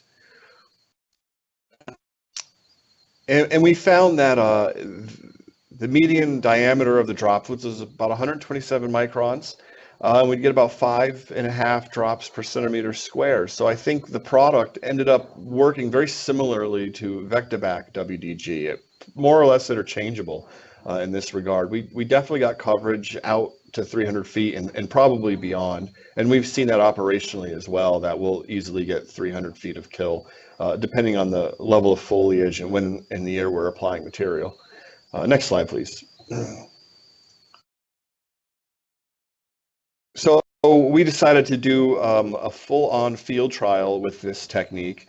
On the left side is a trail that runs through one of the forest preserves here, and you can see a treatment and a control site. Luckily here, all of this flooded areas and forest preserve are all interlaced with trails and walking paths. So we're lucky that we have pretty decent access to a lot of these areas. Both of these sites are about an acre. They're maybe a short 1 or 2 minute walk away from each other. And so we used the wind, drove right alongside these. They probably go back about 300 feet and applied this material. Next slide. About 1 pound per acre, 1 pound and 1 gallon per acre. This is the actual right outside of the treatment site and our truck setup. We applied this in April before the foliage had really come in, so the material really could penetrate down into the water. Next slide. We assessed larval density or larval population a little bit differently than what's been done before. We used a freely available version of GIS called QGIS to generate random points within each shape, within each treatment area or experimental area. So for each week that we wanted to assess the population, we generated 10 random points. And then we would go out with GPS and do one single dip at that point. So that this was a truly randomized sampling of each of these sites. People were out there and they were just sampling, empty water with no larvae in it, and like, why are we doing this? But you have to. I mean, it's really the only way is to randomly sample. Next slide, please. And this is what we found. At week 0, a starting point, our treatment and control site were identical, between 2 and 5 mosquitoes per dip. That doesn't sound like a lot of mosquitoes, but you have to remember that this is truly randomized sampling. So they would just go out to the point and then take a dip. And there's definitely places where mosquitoes would cluster more or less. But we didn't want to bias by going to where the mosquitoes are. We wanted really a randomized sample so that we could assess this with a statistical test. And what we found was in the first week after the treatment, our treatment area went down to 0 mosquitoes and stayed that way for about 7 weeks, while the control area, which received nothing at all, continued to produce mosquitoes throughout this time. Each week was statistically significant. I think in week 3 we found 1 larva, and maybe in week 6 we found 1 out of 10 dips, but very, very little. So we saw sustained control with VectoLex WDG in this site, and partially it's probably due to the fact that there's a lot of cover, so there's not a lot of sunshine. It's very organic and rich, and so it's just an ideal place to apply a material like this to get really long-term control. Next slide, please. Operationally, we were able to increase the area that we could treat with larvicide by about 10 times last year. Last year was one of the wettest years ever, I think, in the Chicago area, and we lucky that we had the turbine and this method kind of ready to go, but we did about 10 times the amount of treatments that we would normally do. On the right is 10 years of data. I correlated average weekly precipitation with the average mosquitoes per night, and there's a lot of other variables that add noise to this, but as you would expect, the more rain you get in general, the more mosquitoes per night you get. And the red dots are last year, 2019. So the 2019 dots moving horizontally suggests that even though it rained more, we didn't actually see an increase in mosquitoes. We were able to really keep a lid on those throughout the year. In some years, typically when you'd see 10 inches of rain or something, you would have astronomical amounts of floodwater mosquitoes being produced. And we were just able to prevent all of those spikes last year. The dotted line is our control threshold. Beyond 25 mosquitoes per night, it's pretty uncomfortable. And that's about the point where we would do some adult control operations. So we were able to keep populations right around our threshold pretty much the entire season. Next slide, please. So we kind of invented a different way of mixing it. We found that for us, we're located in kind of an urban area. It's an old facility that was really set up for something different.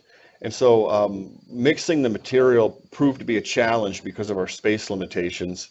And we really don't have a great ability to deal with rinsate other than to use rinsate out in the field.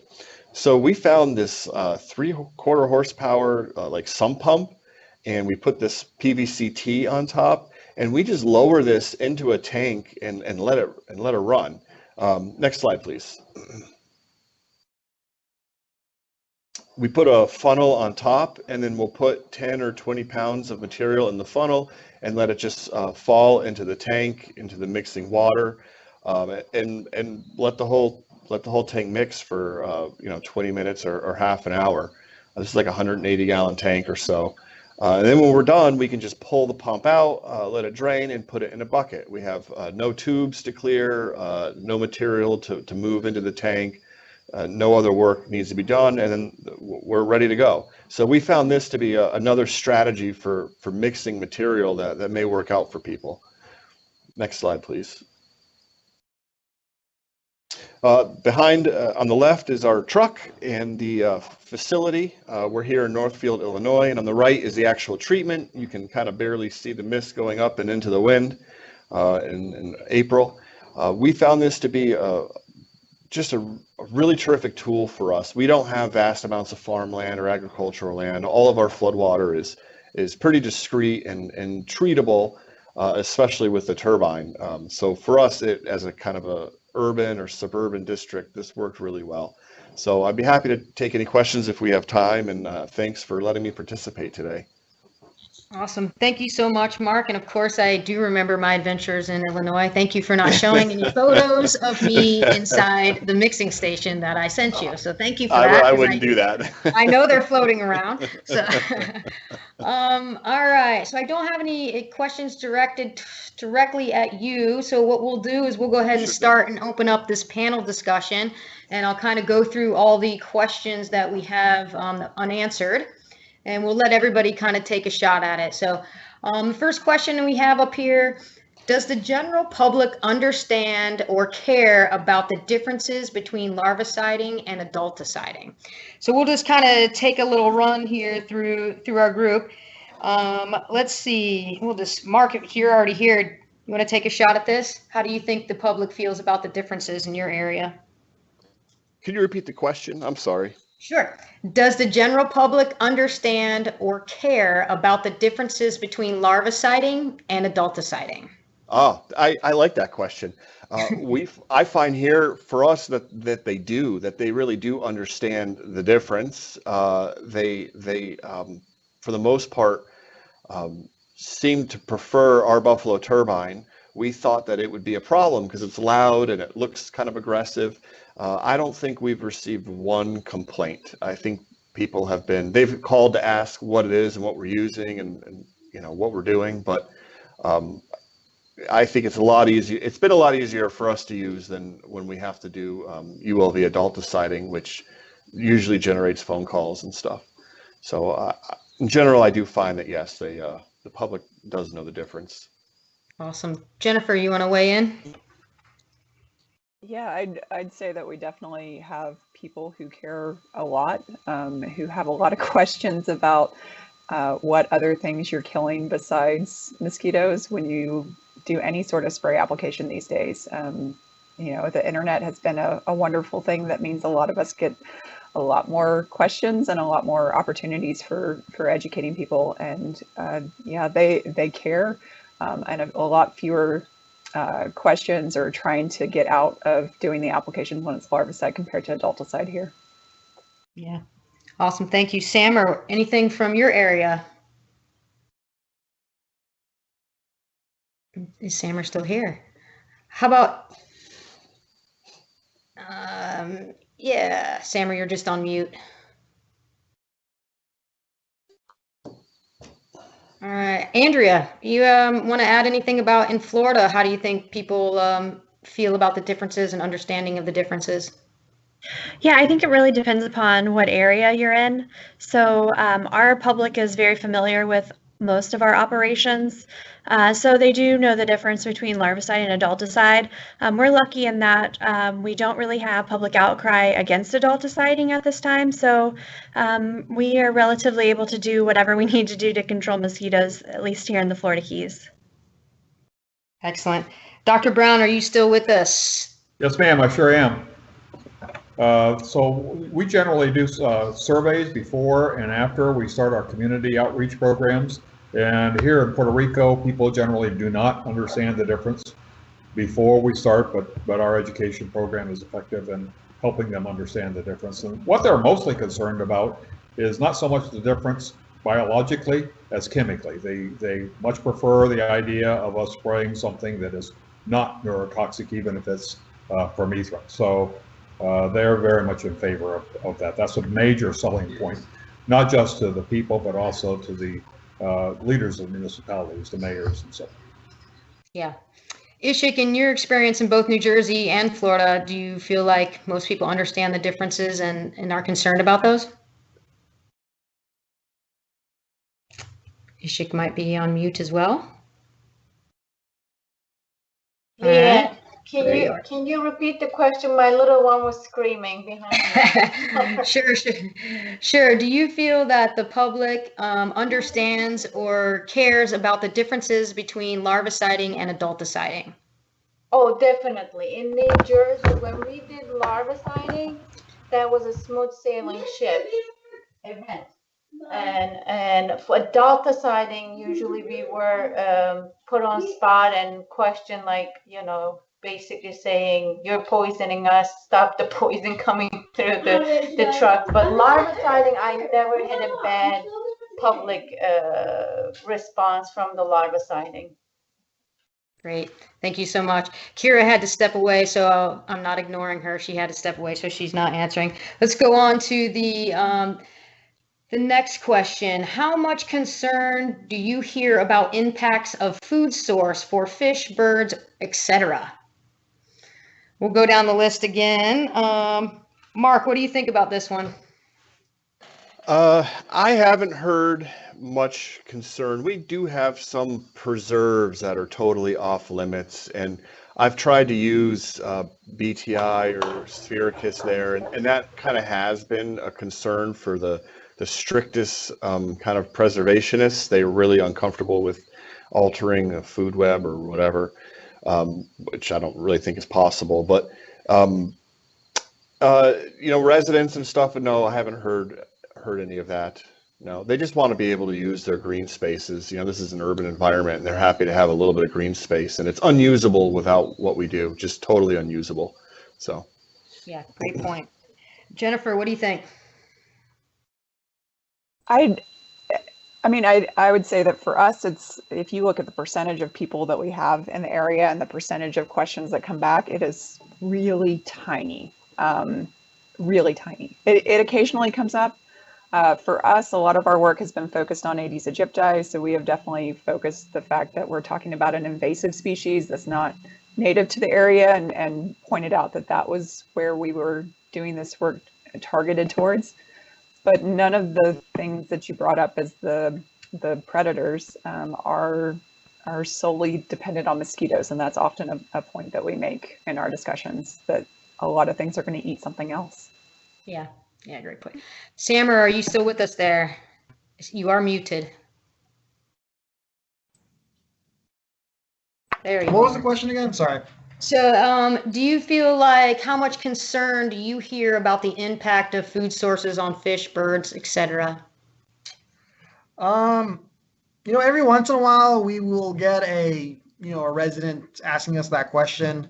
But for the most part, we don't hear many concerns on that issue. Good. Let's check with our Florida people. How about Andrea? Do you guys ever hear this pop up? Yeah, we've heard this come up a few times when it's concerning Aedes aegypti, and very similar to what Jennifer was saying, we're talking about a container species that it's very small amounts of water. You don't have predators in the water, naturally occurring predators in those waters. And again, it's a very small percentage of our entire mosquito species, here, at least here in the Florida Keys. So it's pretty easily explained away that there are plenty of other insects out there for our predators to feast upon. Yeah. Dr. Brown, has this subject ever come up in Puerto Rico? Well, it comes up occasionally. I mean, you get a person here or there that say that we're killing all the butterflies, or we had a call not too long ago saying that our sprays are made our dog go blind. But you're going to get that even if you're spraying water. I mean, you're always going to get a few complaints, but it's not really a major concern. The bee folks, we've had to calm them down. They're always concerned whenever we start spraying something different, but that's really the only organized resistance we've run into. And they're very fond of their croaky frog, so if that was happening, they would definitely let you know there. So I'm sure that's good. Well, we're pretty good. We're in pretty good shape. We're all stocked up on the cokies as far as I know. Yeah. Ishik, how about you in the New Jersey area or in the South Florida area? Does this ever come up for you guys? Well, my 13 months of work in Broward, probably I had 6-7 meetings with the honeybee people. You constantly have meetings because of the same concern that Dr. Grayson brought up. You are killing our honeybees. And, each time we constantly gave the same message, and, how the product that we're using, VectoLex WDG, is very target specific, and the timing, you know the spiel. But that was one of the reoccurring problem in Broward County. I haven't seen it in Miami-Dade that much. There was one time, and it was after adulticiding, but in Broward County, we do public notifications, public notification before the applications. In one time, the site was posted as it's going to be treated, and you can't finish the whole site in one day. So a resident from the site that hasn't been treated yet claimed, her eyes are watering, bees are dead, kids are sick. And I said, the truck hasn't been there yet. It should be something else. But that was a reoccurring problem. In Fort Lauderdale area, there are so many beekeepers, and they constantly keep the pressure on the mosquito control, for especially when the area-wide larviciding is posted. Okay. All right, great.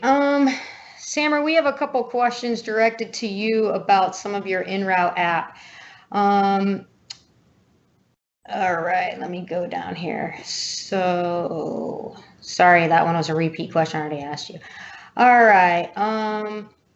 So Sammer, they did ask, when you were measuring your wind speed, how tall was the pole that you were measuring with? We have a 30-foot pole and we have a 5-foot pole. We take the go, no-go decisions we do for wind are based on the 30-foot pole reading. And those readings corroborated with what the en-route app was displaying. I will say that also depends on where the en-route app is pulling weather from. So it's pulling weather from people that are, connecting their wind meters to the network. So that's something to consider as well when using that app. Yeah. Another one towards you. Are you able to capture the actual spray on, spray off in the en-route app? Yeah, you can. So basically, these waypoints are programmed before you go out into the field, and yes, you can tell it. You can put a waypoint anywhere you want and tell it to spray on or spray off at those points. All right, excellent. Let's see here. Sammer, did you guys do any pre and post catch basin inspections or just the cups? We just did the cups. We have some anecdotal evidence when we picked up the cups that there was a significant larval mortality in those basins. However, I'm not sure what those basins were treated with. I don't know if it was a methoprene product versus spinosad, so I don't know what level of mortality we would expect to see in those basins. All right. And then one more directed at you. You guys posted a bunch of information. Did you have your staff post the door hangers, or did you have to hire a service to get that work completed? We did it ourselves. Okay. Yeah, I know that stuff is labor intensive, so sometimes small staffs have a difficult time doing that. All right, I'm not sure who this question is for, but I'm going to read it anyway. For the email notifications that were sent to the residents in the Greenbelt area announcing the new type of application, how did you acquire the email addresses for the individuals living in that geographic area? I think that's for me, Leanne. Perfect. So the way our spray notification system works is on our website, folks can sign up for spray notifications. So we didn't go out and acquire emails from those folks. Those are folks who are already on our network and were interested about what our mosquito control activities will be. So we use that list. Okay, let's go ahead and open that up for everybody. Jennifer, do you do some pre-notifications, and how do you accomplish that? Yeah, so in a lot of our pre-notifications in previous years, we've gone out and posted signs, which our staff are going and putting out at major intersections. If it's a homeowners association, then we have emails and phone numbers for all of those. We'll contact them, and often they can send it out to the people that are living in that area. Like Sammer, we have an email list that you can sign up for, and then we'll see how the next door goes this year. I cannot answer how that's going to work because we just started that part. Yeah, awesome. Mark, do you guys do pre-notifications? For our adulticide activities, we will, but for the other activities, we generally do not. We just try and do things first thing in the morning. Right now, with everyone kind of in lockdown or whatever, the parks are under really heavy usage, so we've been going a little earlier. But in general, just adult control. Yeah. Dr. Brown, I'm really familiar with your communication group and all the work that they do. They're really amazing. But maybe you can address some of your pre-notifications and some of your outreach stuff that you do for that. Well, thank you, Leanne. We prepare the battlefield pretty extensively, as you know. I mean, we have 70 some odd employees, and about a third of them are community outreach folks. So we spend a lot of time dealing with the community before we start the program. But then once it starts, we provide support in the form of town hall meetings and that type of thing. But we don't go door to door giving notifications. People learn pretty quickly when the truck's going to come. So Yeah, we don't and have to do that. And I remember when you first started, you actually had the announcement truck with the loudspeaker on the back. Yeah. It's a speaker Well, we still bigger do than that. me. Okay, and We it drives. still a little do that bit when we go into new neighborhoods. Yeah, that's Yes. a giant, humongous truck that we use actually 3 or 4 times a year. Yeah. 3 or 4 different programs, campaigns. Yeah. Yeah, it seems And we pretty do a good. lot of TV advertising and billboards and all that stuff. Yeah. Yeah, excellent. Andrea, in the Florida Keys, I know you guys have some notification stuff. How do you guys handle pre-treatment notifications? Yeah, so for aerial WDG treatments, we treat it very similar to any other aerial adulticide treatments. So we notify the public through press releases. We also have an app that does push notifications. So the public can sign up for push notifications for any mosquito control operations that are going on in their area. We do also have an email and a call list that is in that area as well. So we pretty much cover all of our bases. Yeah. How about you, Ishik? What's going on when you guys do pre-notifications? Miami-Dade, we have great PIOs that helps us with that, and it's easier for us to do the pre-notification for larviciding because we are doing certain sites every week and some sites on a schedule when we hit the peak season. So based on that, we do post the dates and the locations on the website, and also they post it on the Facebook. Yeah. But in New Jersey, I never posted my larviciding. It's just the opposite. When I hear Mark, it's just the opposite. Florida, we do call people that we have a courtesy list that we call them and email them about the adulticide. But I never posted my larviciding because that doesn't bring any public attention. It's the opposite. The adulticide, we have to make sure that we post and let the residents know. Yeah. All right. We have another, it's more of an equipment question, but we didn't really address this. What is the optimized angle of the A1 or Buffalo turbine? For those of you who don't know, both of those pieces of equipment, the boom angle is 180 degrees in each direction. Can you each kind of address how you do the boom angle for your treatments? And so let's just go with Ishik. We'll start with you this time. I think our boom angle is 45 degrees. That's usually what we follow, and I'm pretty sure Miami-Dade does the same thing.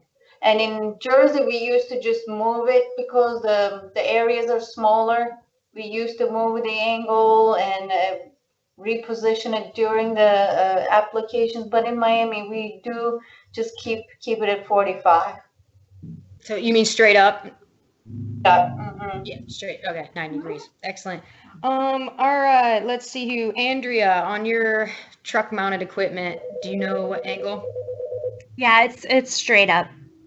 Yeah, that seems to be typical. Is that the same for you, Dr. Brown?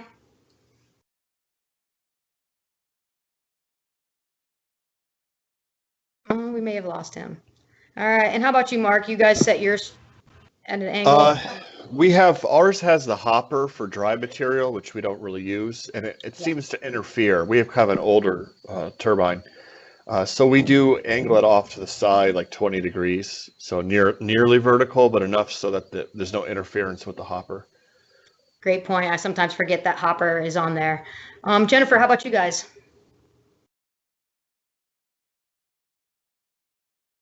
She's on mute. There you Yeah, go. sorry about that.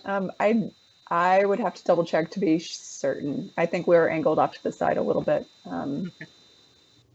All right, and again, it's really, dependent of your wind. Obviously, we keep talking about the wind. So on normal spray route, I typically see them straight up at 90 degrees so that they don't have to keep alternating directions, as obviously the spray cloud will go in the direction of the wind.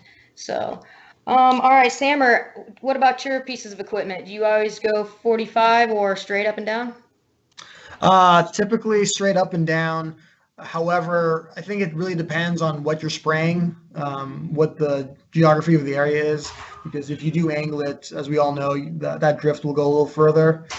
Having it straight up and down just helps the material get into the higher wind speeds that tend to be at elevation. Yeah. All right. I'm going to feed through some of these quick questions. Is there a charge for having the cards processed by Valent? The answer to that is no. The only fee you have to pay is to deal with me to get those cards processed. But no, we'll take care of that for you. You can just reach out to us and we'll help you. We use BTI mosquito dunks and catch basins. What other larvicides do you recommend for this use? Well, we're not talking too much about catch basins, but so maybe we'll go through just really quickly what you guys use in your catch basins if you want to touch base on it. Mark, I know you have a really good catch basin program. Redirect me again. You want to know about our catch basin program? Besides BTI mosquito dunks, do you have any other larvicides you would recommend in catch basins? Yeah, so we actually use granular material, and our workers are out with a little scoop, and they'll use Alticid or Natular or the VectoLex WSPs, the water-soluble packets. That's what we prefer, and we have a rotation set up with those 3 different actives, BTI and BS and spinosad. But all of ours are granular. We found for our basins that those are the longest control. A lot of the extended release products really didn't hold up as long as they should, and so we were able to save really a lot of money moving to granular products. Yeah. Let's see, Jennifer, how about catch basins in your area? We use a whole variety, everything from Natural XRTs and Alticid XR briquettes to the granules that Mark is pointing out, to the WSPs. A full list is on our district website. I'd be happy to point you to what we've got on it, but it's pretty much anything that we could use. All right. Sammer, you got 2 cents for this one? Sure. We make our own WSPs out of Vectomax FG, G30, Sumalarv, and then we use long-term residuals, XR briquettes, XRBs, yada yada. Yeah. All right, and Andrea, how about you guys out there in the Florida Keys? Yeah, I'll echo exactly what the previous 3 have said. We use a little bit of everything since it seems every catch basin's a little bit different. So the briquettes, long-lasting briquettes will work, others that won't. So we really kind of try a little bit of everything until we figure out what works. Yeah. What about Ishik? How about you guys? Leanne, my best recommendation would be just try out what works for you, because I tried something that worked for me in New Jersey and I had 100% control failure. I was having a heart attack when the inspectors came back and said, we have more larvae than before we treated stone drains with the product. So I had a very difficult time, processing the information. So it really, depends on your situation. And I'm gonna agree with Andrea. If it's coastal, something works better than the other product. And if it's inland, it's something else. And we're constantly now in Miami-Dade, inspectors, some of the inspectors only dedicated using few formulations that I decided that it might work. And we're constantly collecting data. But you're also aware that the sites that we're treating every week with Buffalo Turbine, with WDG, that we were suspending BioSA cups that everybody using. And we did see penetration, and we were collecting water samples, and I told you that, you know, in some storm drains after the Buffalo Turbine application, there are 100% mortality. So that's something that I'm looking into, that if I can get, you know, two birds with one stone, and, you know, if I modify a few things, if I get more control in the storm drains while I'm treating for Egypti. All right, great, thank you. All right, we got some more questions here coming in. So, Sammer, I think I have a follow-up question for you about the capturing the spray on and off in the in-route app. So they're not asking about creating the waypoints in the app, but rather will the app actually log the spray activation of the machine itself for post-mission verifications? Got it. Sorry, I misunderstood the question initially. No, so the app does not record spray on and off events. The app just simply tracks the route, and you can insert your own waypoints if extra directions are needed than just turn-by-turn directions. Hopefully that answers the question properly. All right, great. Next question for the group. I heard someone mention a survey given to the public. Can you please explain this further? How do you ensure the responses are not biased, such as only people who have strong feelings are responding? I don't recall who mentioned the surveys, but I'm sure a few of you may do that, so we'll just go around the room. Mark, do you guys do any type of surveying of your citizens? We haven't in a long time, no. All right. How about you, Jennifer? We've done some. I think this question is probably mostly for Grayson, but we've done some for different projects.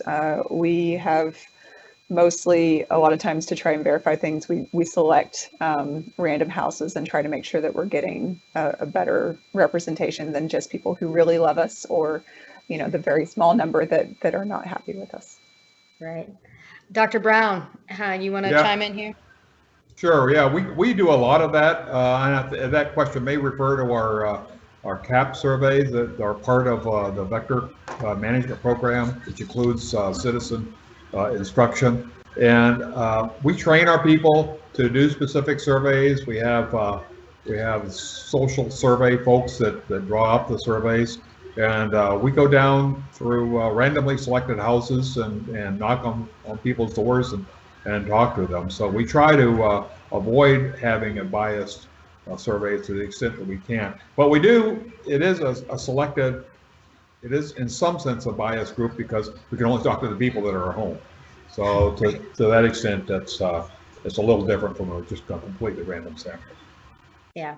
Well, since we have you here, I think I have a question directed at you. I understand the thresholds mentioned for Puerto Rico in regards to dengue disease transmission, but in the U.S., in areas that do not have disease transmission, collection thresholds are mentioned. Could anyone elaborate on how they decided on those thresholds to implement WALS or other control strategies for 80s? Well, I can elaborate on how ours were developed if you're interested, but I think that's really more for a question for the folks that are not having to deal with the vector-borne disease. All right. Well, let's start with Ishik. Let's see. How did you guys come up with the thresholds in your areas for treatment? For New Jersey, for the Asian Tiger Mosquito Project, we basically have a group meeting and said that the magic number is going to be 5 because we didn't have disease. In Broward, I was adjusting it based on the season, because as much as we want to do everything that we can, but logistically, you cannot do anything based on if you have 5 Aedes aegypti in the traps in Broward or Miami. So that was, I adjusted to 10. And as far as I know, there are a few studies with the container indices, and 90% of them are a failure. You know, there's nothing, even in the endemic dengue transmission areas, there's not a great parameter to show. You know, if you look at the containers, the pupae, adults, there's really not one, you know, answer to that question. I think in the US, at least my experience, is the threshold most of the time is determined by what can you respond to. You know, just like I said, in Florida, you cannot initiate response for every 2-3 mosquitoes, so your threshold is 10 or 15. You need to consider your resources and decide what your threshold is, and based on the season, it's a dynamic thing, is a threshold based on, you know, in my mind. Yeah, absolutely. How about you, Andrea? How do you guys come up with your threshold points for treatment? When it comes to larvicide, our threshold for any sort of WDG treatment is really rainfall dependent. So we're looking at some sort of significant rainfall that's going to fill the majority of those containers that would warrant a large scale application. Outside of that, you know, thresholds for adulticide are determined upon the Department of Agriculture.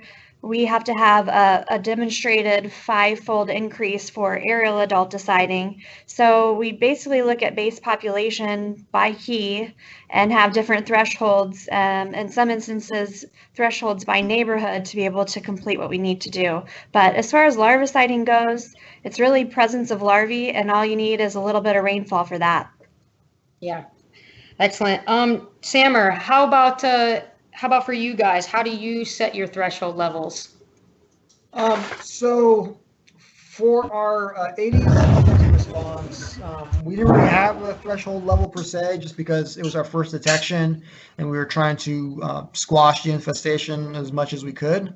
So we we were throwing the kitchen sink and all that.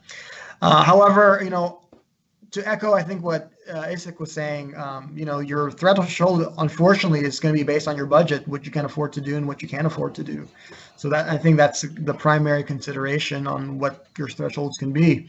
I mean, ideally, I got one Aedes and I'm going out with WALS and just nuking it, but that's not the reality. The reality is you got to look at your larvicide budget and you know, your manpower budget and figure out what you can afford to do. Yeah, excellent. Thank you. Jennifer, how about you guys? So we did write in thresholds when we were trying to first start doing this. And like Samer said, I think when we started doing this in 2016, it was, can we just get rid of it?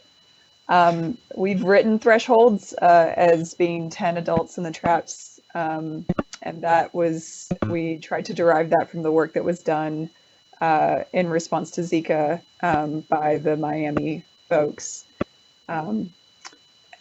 Whether that's a reasonable threshold has been a piece that people have been asking me ever since, and I'm not sure that I have a good answer for that. Yeah. And Mark, what about you guys? You have some thresholds set for action? Yeah, well, if there's water on the ground, there's larvae in the water. So generally weather and the presence of larvae. For adult control stuff, our New Jersey light traps, 25 nuisance mosquitoes per night, seems to be associated with a level that starts generating complaints and phone calls. And for our West Nile vector control, we monitor infection rates and calculate a vector index, and then we have a level that's associated with human illness. And so when we cross that threshold, then we'll do those treatments for Culex mosquitoes. All right, excellent. This is kind of all right, this is for everyone. Those that are using WALS, what is the feedback from the residents on how effective they think it works? You know, sometimes we observe reductions, but the residents don't always feel like or perceive that there is a reduction in the mosquitoes. After your WALS applications or a few WALS applications, how do your citizens respond to that? Do they feel like it's effective?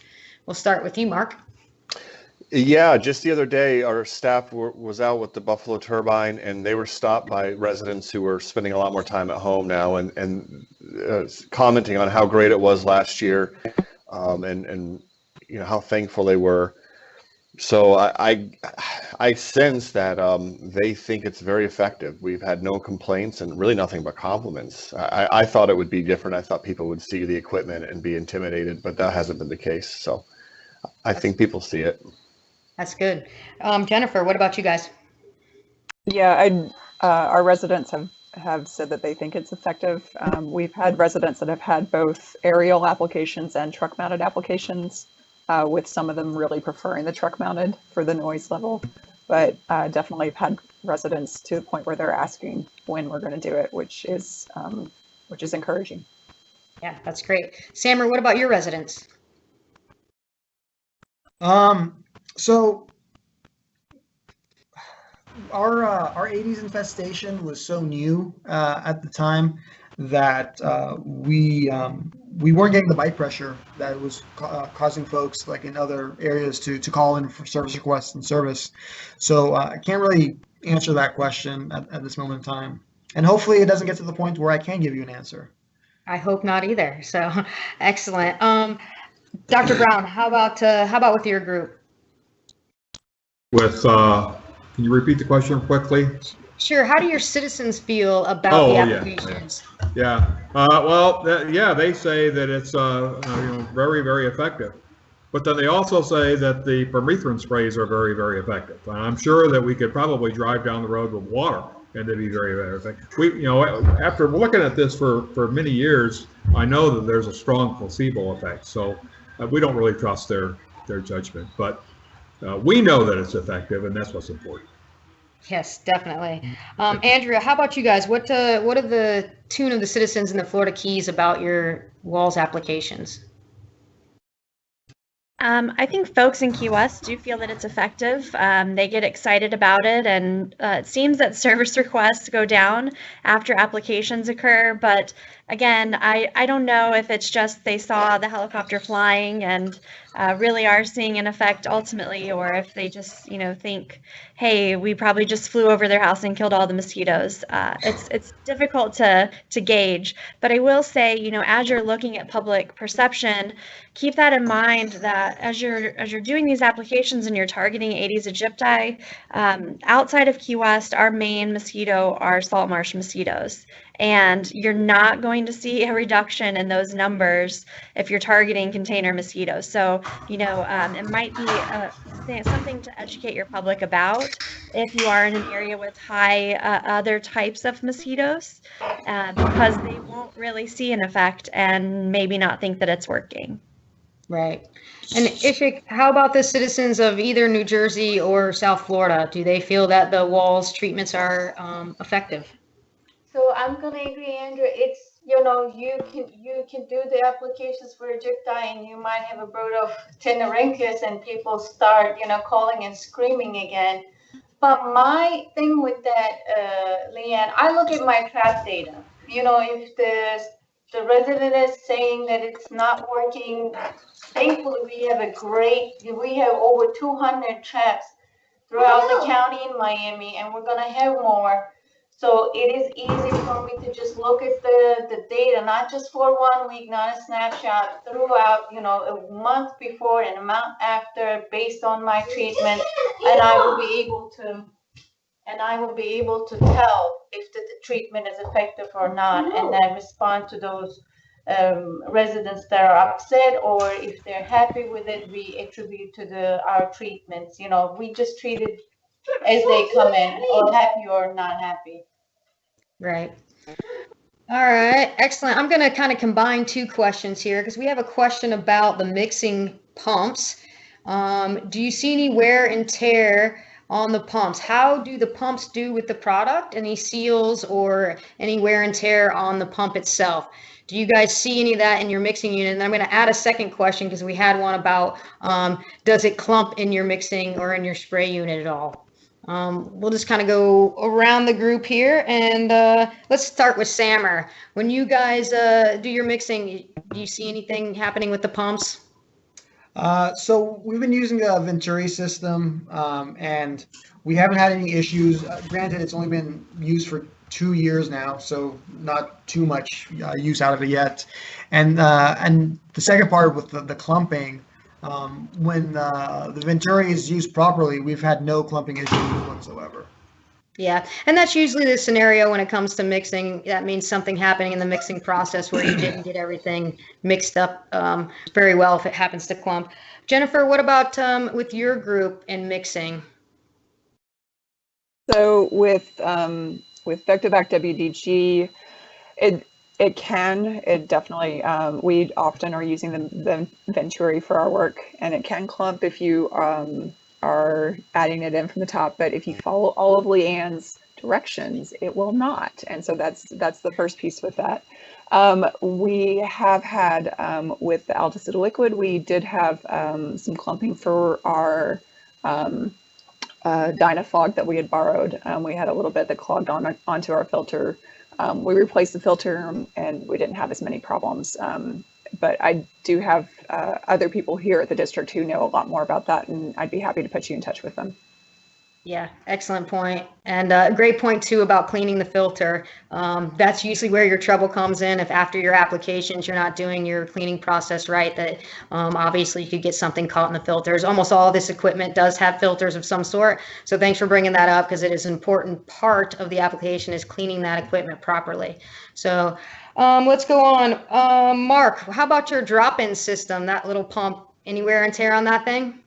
No, the pump works great. It will clump if you pour the stuff in too quickly. With the way that we do it, we just can't go too quick, and the funnel helps slow things down. But if someone gets a little aggressive and wants to add the material too quick, it can clump. But it's easily, we have a stick and we just move it around and it breaks right up. But yeah, in general, it's pretty easy if you don't go too quick. Right, excellent. And Dr. Brown, what about your mixing station? I know you had it made on the island. It works really well. You guys have any issues with that? No, we have a couple of them actually, and these are ones that we cobbled together ourselves. Switching to the lower concentration and the higher volume has helped on some of that clumping issue. So yeah, we really don't have any problems with it. And that's a great point. I mean, depending, all this equipment has different filters and different mesh sizes. So sometimes you run into that. We may just have to change that dilution to get it through, make sure it's mixed, but great point. All right, we're going to go ahead and move on to the next question here. How often do you have to clean the pump/spray hoses? My 2 cents is after every application, but for you guys operationally, what do you require for the cleaning of your equipment? Dr. Brown, after your spray missions, do they clean it each time, or how does that process go? Each time, yeah, each time. So, it's not that big of a deal. No, it really isn't, but it's very important. So, yeah, Ishik, do you know about the cleaning process? You guys cleanse out every single time you apply? Yeah, I mean, we never had any problem with the mixing and the pumps. It's pretty smooth sailing operation for Miami mixing. And Broward, when we were training people, the pressure was not right, so the pump for the mixing station gave us a problem. But once you, have employees familiar with the mixing, I have never seen any mixing issues so far. But the pump on the Buffalo Turbine, that's a different story. And just to be honest, even if you do your cleaning after each application, which in Miami that I put it, process that the inspector do the cleaning, and then the supervisor checks, and then it goes to the mechanics. It's like a 3-step cleaning. You do see issues with that because of the material that you're using. It's just the name of the game. But, cleaning is very important. If you don't do it, you will constantly have problems instead of having problems, once a month or twice a month. It's very important. Yep. Jennifer, how about you guys in the cleaning of the systems? Yeah, each time. Otherwise, it's gross. It starts to smell a little funny, I will admit, if you leave it out in the sun for a couple of days. So also another reason to keep it cleaned out. And Mark, same thing with you. You guys do clean after every spray mission? Yeah, we have kind of a unique setup. We actually have 2 tanks on the truck, and one of them we just fill with water. And when they're out in the field, they switch some valves around, and they can fill the VectoLex tank with just plain water with like 50 or 60 gallons. And then they'll just use that water, in some of the same or similar areas where they were, and just kind of use up the rinsate. The pump, the way we do it, doesn't really need to be cleaned. It's just taken out and put into a bucket. And so we just use up any sort of rinsate out in the field, and that seems to work for us. Yeah. Excellent. And Sammer, same process for you guys? Yeah, just fill it with water and spray it through, run it through all the hoses. Yep. Every time. All right, excellent. And we got another question. Has anyone tried using other products in WALS, such as 12AS or larviciding oils? So Kira's not with us to talk about some of her 12AS that she uses in her Ranger, but does not target container mosquitoes. How about anybody else out there? Let's start with Mark. Yeah, we've done some work duplexing Alticid, like SR20, at about an ounce per gallon per acre with VectoLex or VectoBac, actually. We do use VectoBac WDG sometimes. Depending on what the brood looks like and the instars, and if it's a mixed brood or something, then we'll, or they're late instars, we'll duplex sometimes. But we haven't used 12AS or any other pre-formulated products. All right, how about Jennifer? Not oils yet, and not 12AS, but the Alticid liquid, ours has been the SR5 that we've been using for that. Curious about how some of the others might work. Yeah. Sammer, how about you guys? We're working on a protocol right now to do a duplex with SR20, like Mark mentioned, and we're also working at using 12AS as well. 12AS tends to be stickier, so probably not me driving up and down city streets with that, but potentially for uses in more agricultural areas. Yes, excellent. And Dr. Brown, how about you guys? Well, we've looked into that. Unfortunately, we're not part of the government here, and so the Department of Health for Puerto Rico really limits what we are allowed to do. I'd like to do a lot more experimental work, but right now they, as far as WALS is concerned, only let us use VectoBac WDG straight up. All right. And Andrea? Yes, so I know historically we've used 12AS in salt marshes or areas like that, and I would just be a little worried using oil-based products when you're broad scale spraying over residential areas. As Sammer mentioned, it is pretty sticky and can cause some issues. And you just want to make sure whatever you're putting out over people's homes or around people's homes is not going to cause more problems that it's going to solve. So at this point, the WDG has really been the best product that we've seen thus far. And that's a great point. I mean, it's always important to check the label, make sure that you can apply it in those habitats, in those areas and things like that. Some of these products that we're mentioning may not have containers or that type of stuff on the label itself. So just make sure that you check into that before you switch products or do any of that stuff. All right, Ishik, how about you guys, either in New Jersey or in Miami? We used liquid Alticid, but we used Cougar machine, not an low volume machine to do that. And I know later Scott Kranz did a lot of those applications in county to control Aedes albopictus. And when they presented the results, they were really looking good.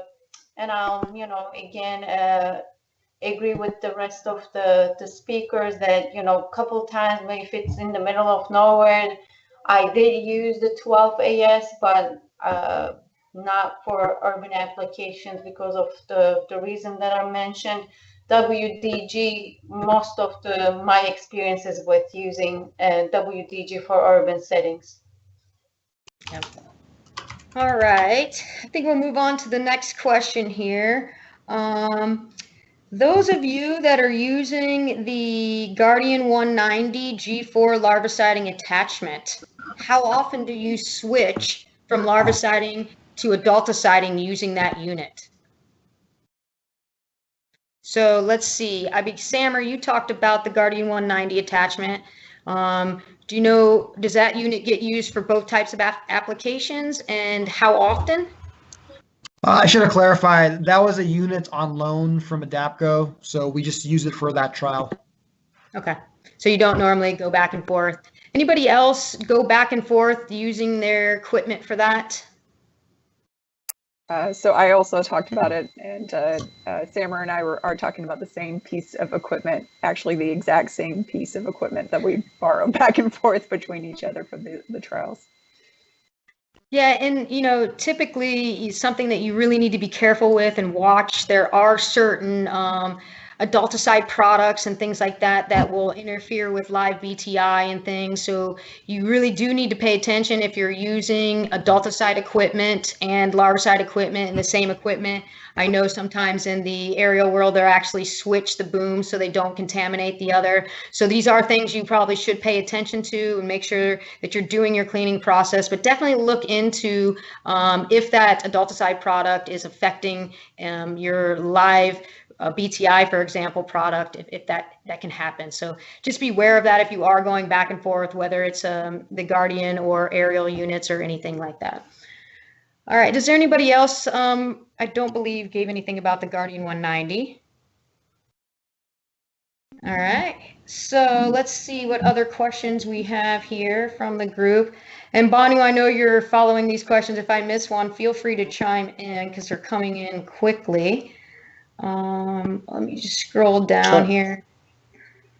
There's a question about the presentations. I'll cover that in the conclusion, but yes, we will be providing those for you at the end of this. It is recorded as well, so some of you, you can play the recording again. Mark, we have a question kind of for you. Somebody missed it. The applications for VectoLex WDG, you were treating what type of habitat? Flood water. Yeah, we have kind of swamps in the springtime that are filled with water. They have trees and stuff growing in them, and then they kind of dry up as the summer dries up. Right. Okay. Let's see. Any more questions I missed? Banu, do you see any on here? Yeah, someone has asked, can we get a copy of the presentations? Oh, yes, we will be definitely sending those out. I'm going to check the question boards from the morning session to make sure I did not miss any.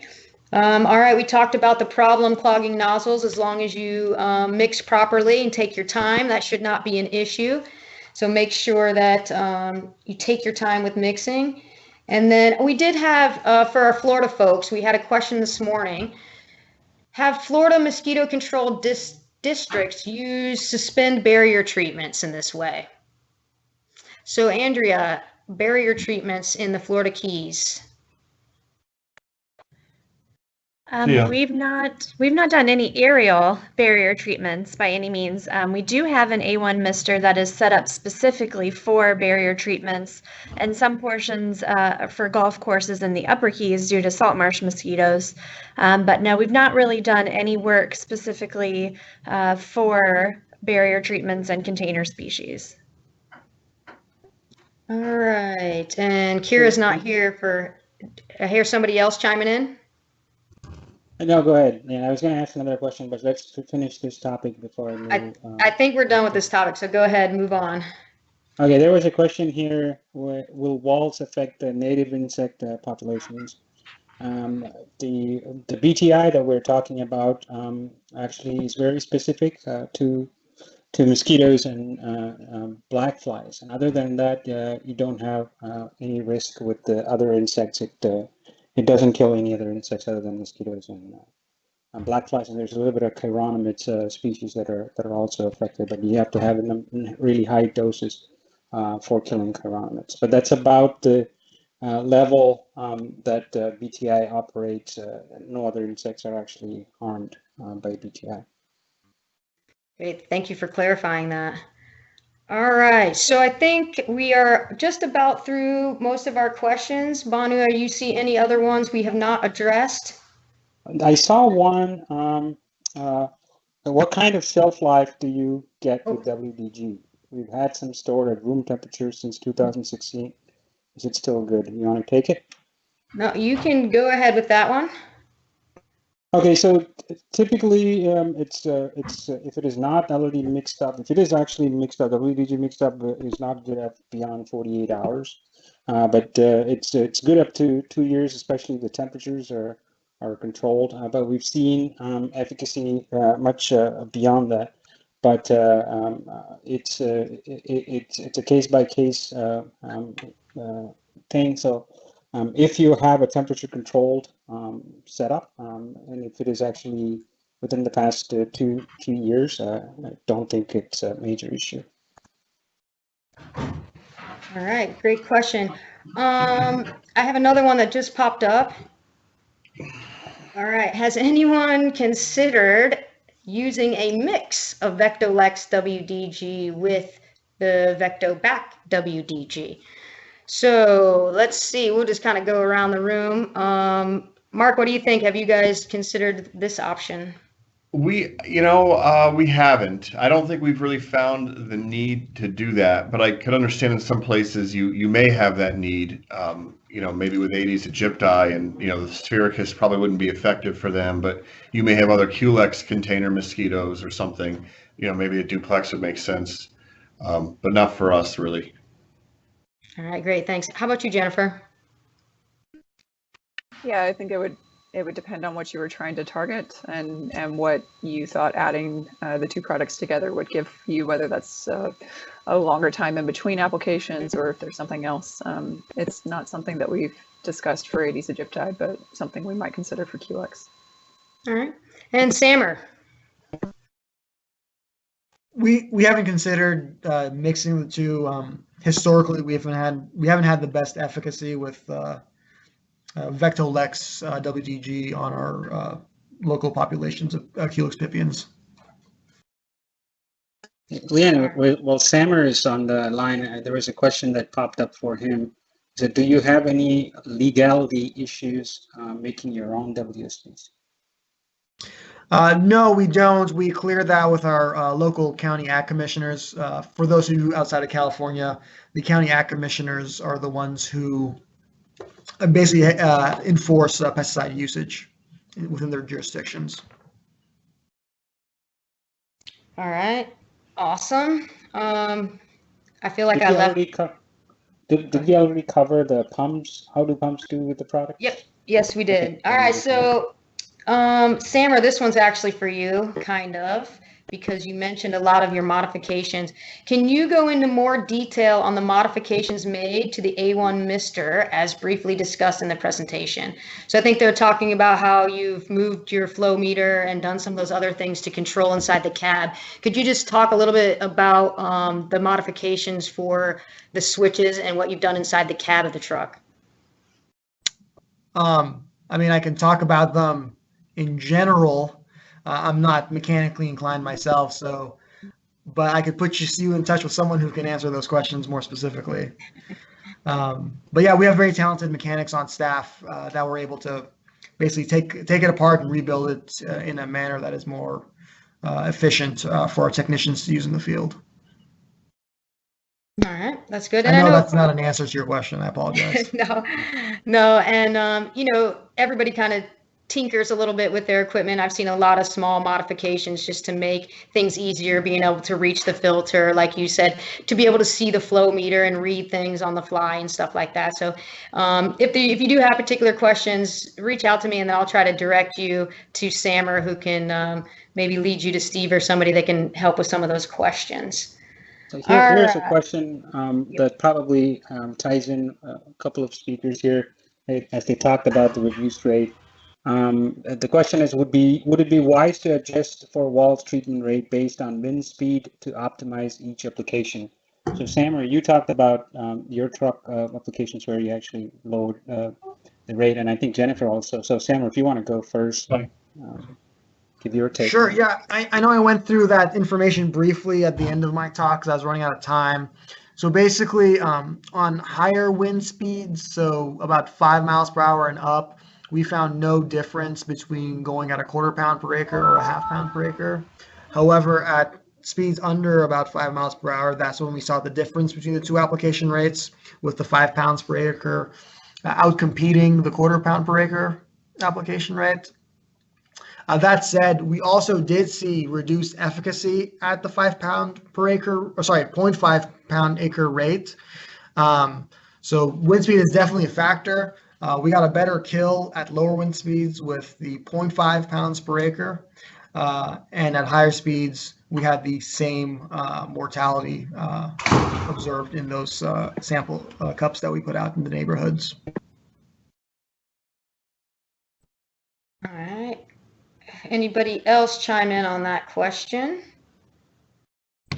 So I think Jennifer was talking about the lower application rate as well. So the question was, if do they have to adjust the spraying, whether it's going to be 0.5 pound per acre or 1/4 pound per acre, depending on the wind speed that's prevailing on that particular day? Yeah, I think it's a great question, and this is a great example of knowing your own area. We haven't tried the lower rates in any of our neighborhoods to really see what kind of impact we're going to get. So we're definitely going to look at that as far as how that goes this year. And you're right, it may be that next year we'll know that we want to do more variants of what's going on, or it may be that we know that we want to stick with a constant rate. But this is one of those areas where the best that you can do is try it and see what works for you, and figure out what you need to do. Yeah, and I'll throw a little 2 cents in. You know, when you start to change the application rate, especially with this type of application in regards to your spray cloud, drop density and spray volume will start to play a role when you get to a certain point there as you drop that application rate. So just keep that into consideration. I also did some work with some lower rates and we got some great success, but we noticed as we were changing the rates and the spray volume and the flow rates and all of that sort of stuff, that there is a point in which spray volume becomes really important. So as you cut that down, you just need to make sure that you have enough droplets out there to land and to take care of getting the right application rate on your target site. So those things will come into consideration when you start messing with the application rate, but there is some good success with that lower rate. Again, higher winds for me, I do see better results than the lower winds. So it's something we may need to look more into as a group. So, all right, I got another random question in here. This may not really be for the speakers, maybe Banu. Are new bacterial products for mosquito control, perhaps even viral ones, likely to be available soon? What do you think, Banu? That's a good question. BTI has been around for several decades now, close to 3 decades now. And so far, there are no issues with the strain that we have right now, which is the EM6552 strain. So if you look at it that way, are there new strains coming in? Maybe. Maybe other people are researching on better products and better ones that might come up. I don't know about viral ones. With respect to what we have, this is there's a little bit of difference on what do you talk about when you do the fermentation. There's an end product that's actually just a toxin. So there are different types of bacteria that'll produce an end product like a toxin. That's different from what BTI is, which actually has the sporulation, the spores that are already there. So that's a naturally fermented product that's available in the soil.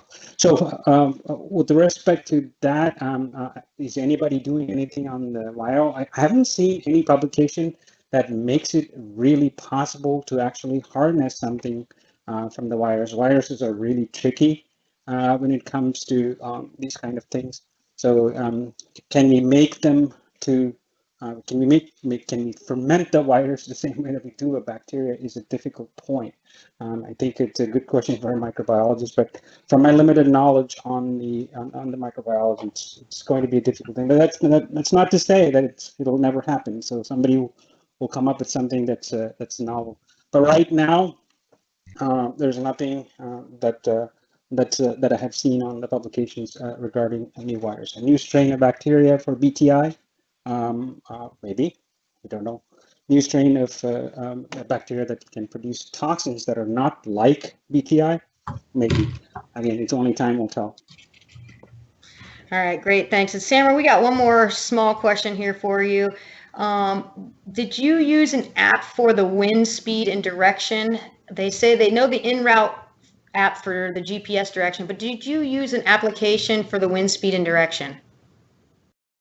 That was built in on en route. Okay. All right. Great.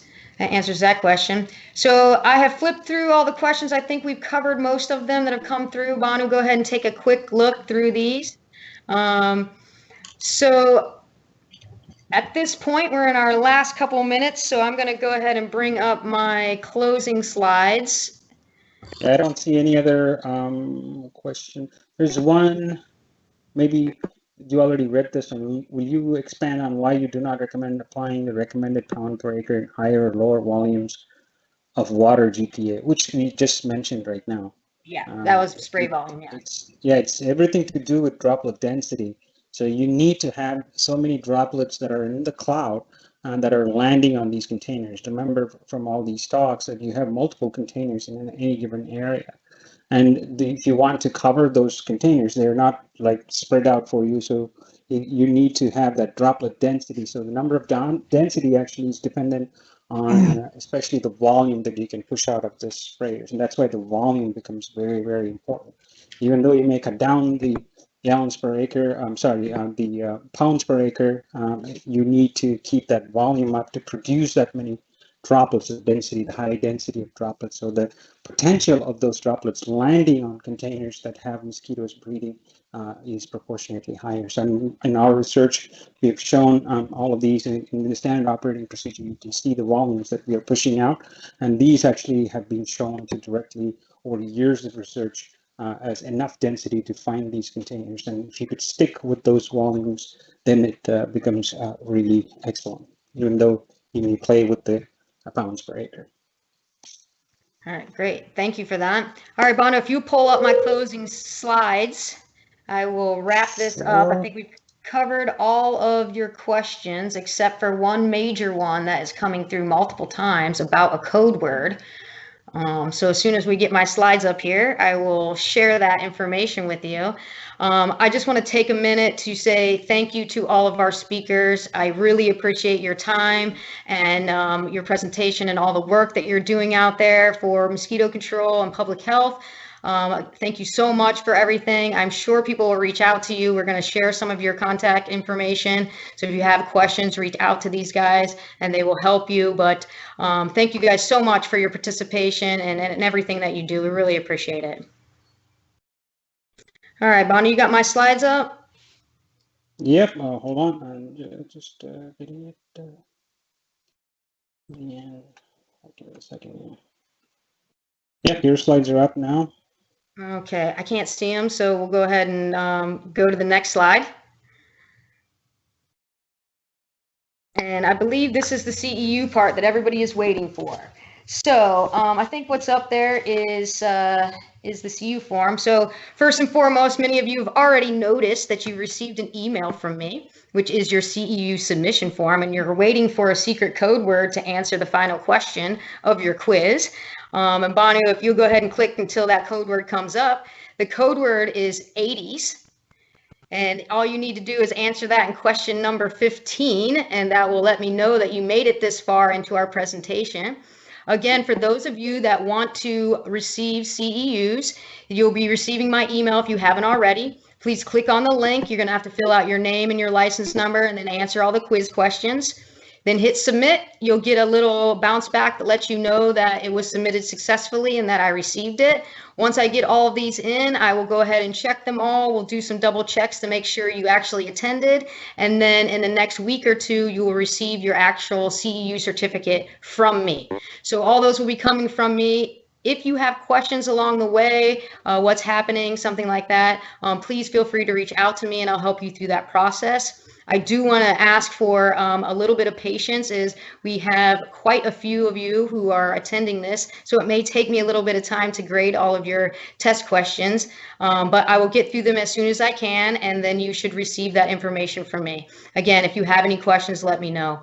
We will be providing these presentations to you. There's going to be a follow-up email going out. It'll be a link to these presentations and some additional videos and additional information that you can look up. If there's something something on there that we missed or you want some more information, please just reach out to us. If we didn't get to your question or you have additional questions, you can always send them to me, send them to your sales rep, any one of us, and we will get those answers out to you as soon as we can. So with that, Banu, I think we are wrapped up. Does anybody else have anything they'd like to add before we close the doors? I think that's I think it. we're good. All right. Thank you so Yeah. much for everyone. Fill out your forms and fill out our survey, and have a fantastic day. Stay safe out there.